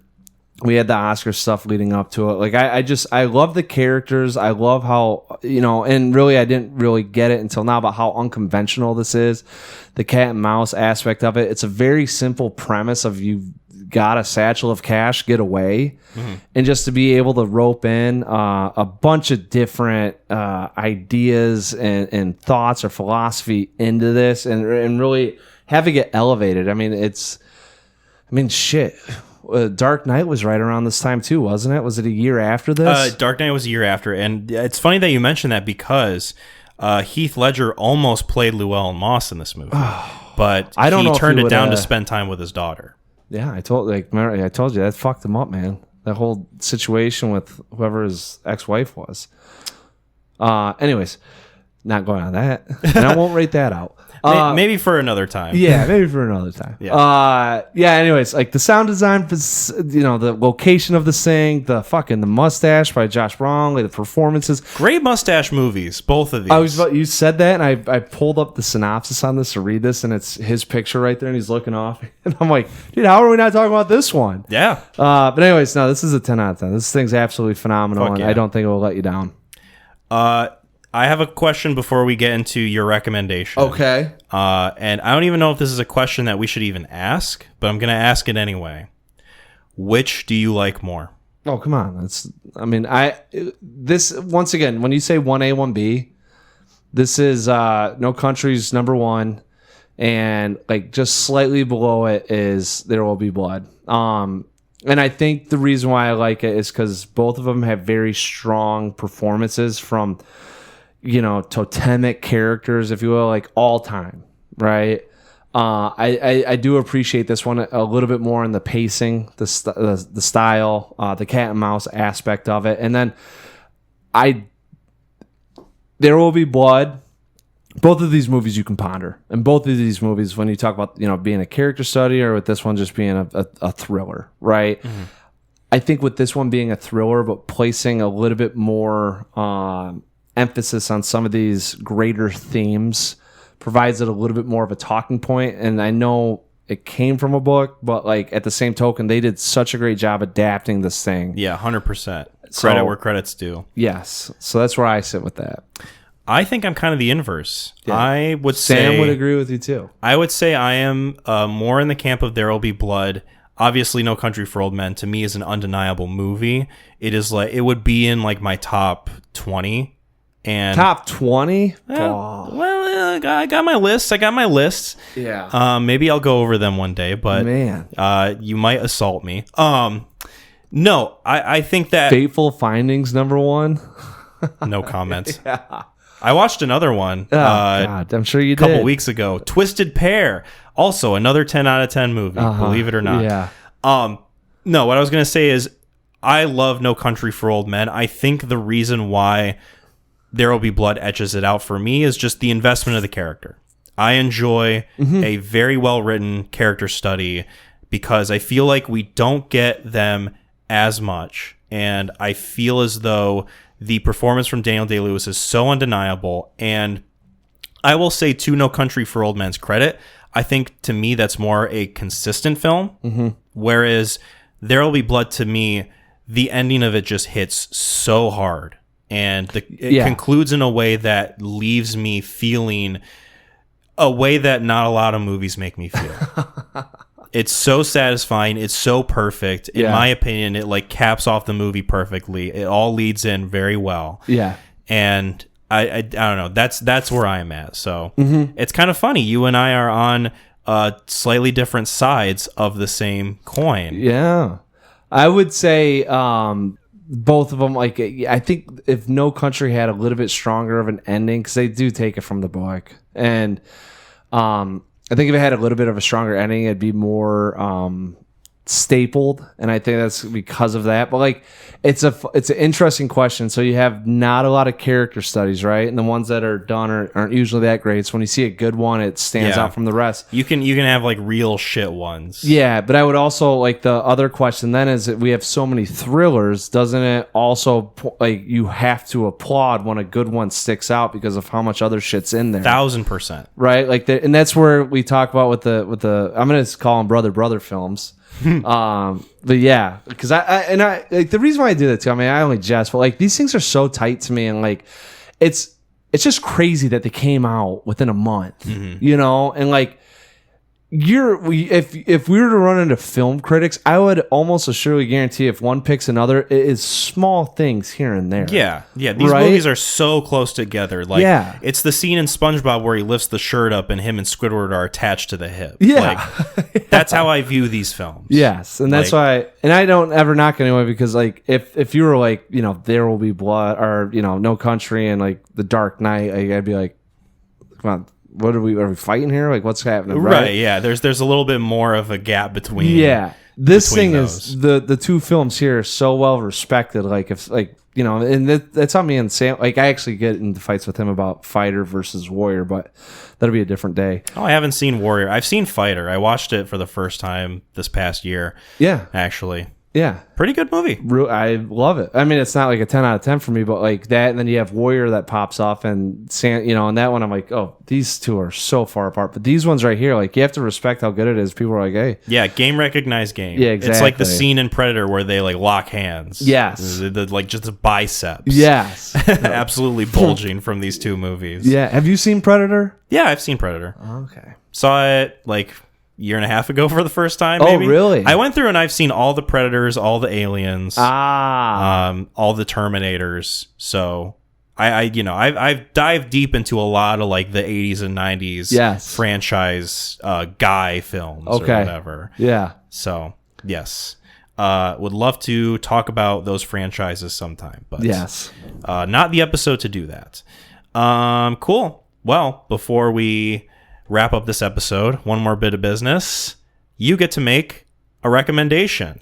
Yeah, I think so. We have to pair something up with weapons. We don't have to, but we could. I want to see Weapons, so like, I haven't seen it yet. I'll go see it again. I was about to say, like, I got this thing lined up for me. Of like, I got to check this thing out. Yeah. So paired up with, I think we're gonna go with a film.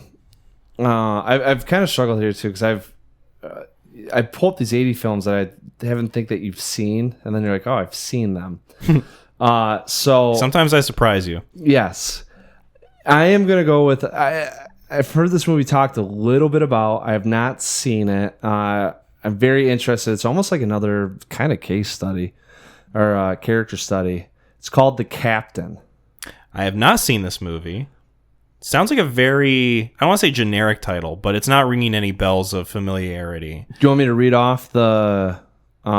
Just tell me the year. 2017. Okay, because there's a lot of movies called The Captain. Yeah, directed by Robert Schwentke. Robert Schwentke, okay. Follow the Leader. It looks like a World War II movie? Yep. Okay. Cool. Looks like a foreign film because there is a subtitle underneath the title on Letterboxd called Der Hauptmann. Yep. So safe to assume that, but cool. The Captain, directed by Robert Schwentke. How did you come across this movie? I was listening. I listened to other podcasts, and they were talking about this thing. And, wow, podcast cheater. Yeah, infidelity. Can't believe it. No, Can't believe our podcast isn't the only one you listen to. Yeah, I know, right? It's terrible. It's tragic. Meanwhile, I'm throwing on Blank Check every fucking day at work. Yeah, your voice Stavi. No, so I listen to them too for movies that might intrigue me. You know, they go through. They do a very small rundown on films, and there's a whole bunch that pop up. So.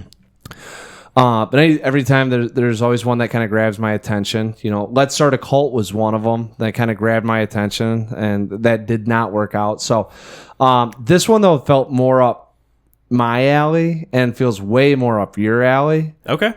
So in the way that they were describing it and talking about it, and it's got, you know, it's got a decent review on IMDb when I just look at the rating itself. It's got a good average score on Letterboxd. So, you know, I'm like, all right, like I'm trying not to. I don't want to talk about shit movies. Sorry about Let's Start a Cult. I think it's fine if we do it every once in a while. It reminds us that you know, you can't always talk about the good ones. Yeah, good movies are good movies for a reason. Yeah. It's because bad movies certainly exist. Well, and I will say too, there's a difference between knowing a movie's bad, seeing it, and then recommending it versus taking a chance. Is that a shot at Fateful Findings? Well, you have that, and I have Congo, Speed 2. Listen, Fateful Findings, same echelon as There Will Be Blood and No Country for Old Men. It's a thinker Yeah, or a stinker. No, it gets you. It gets you. It gets the brain churning, my friend. Yeah. Brain churning and focus on other things. Brain leaking out of my ears. Yeah. Yeah, so I think we should do the captain and weapons. Cool.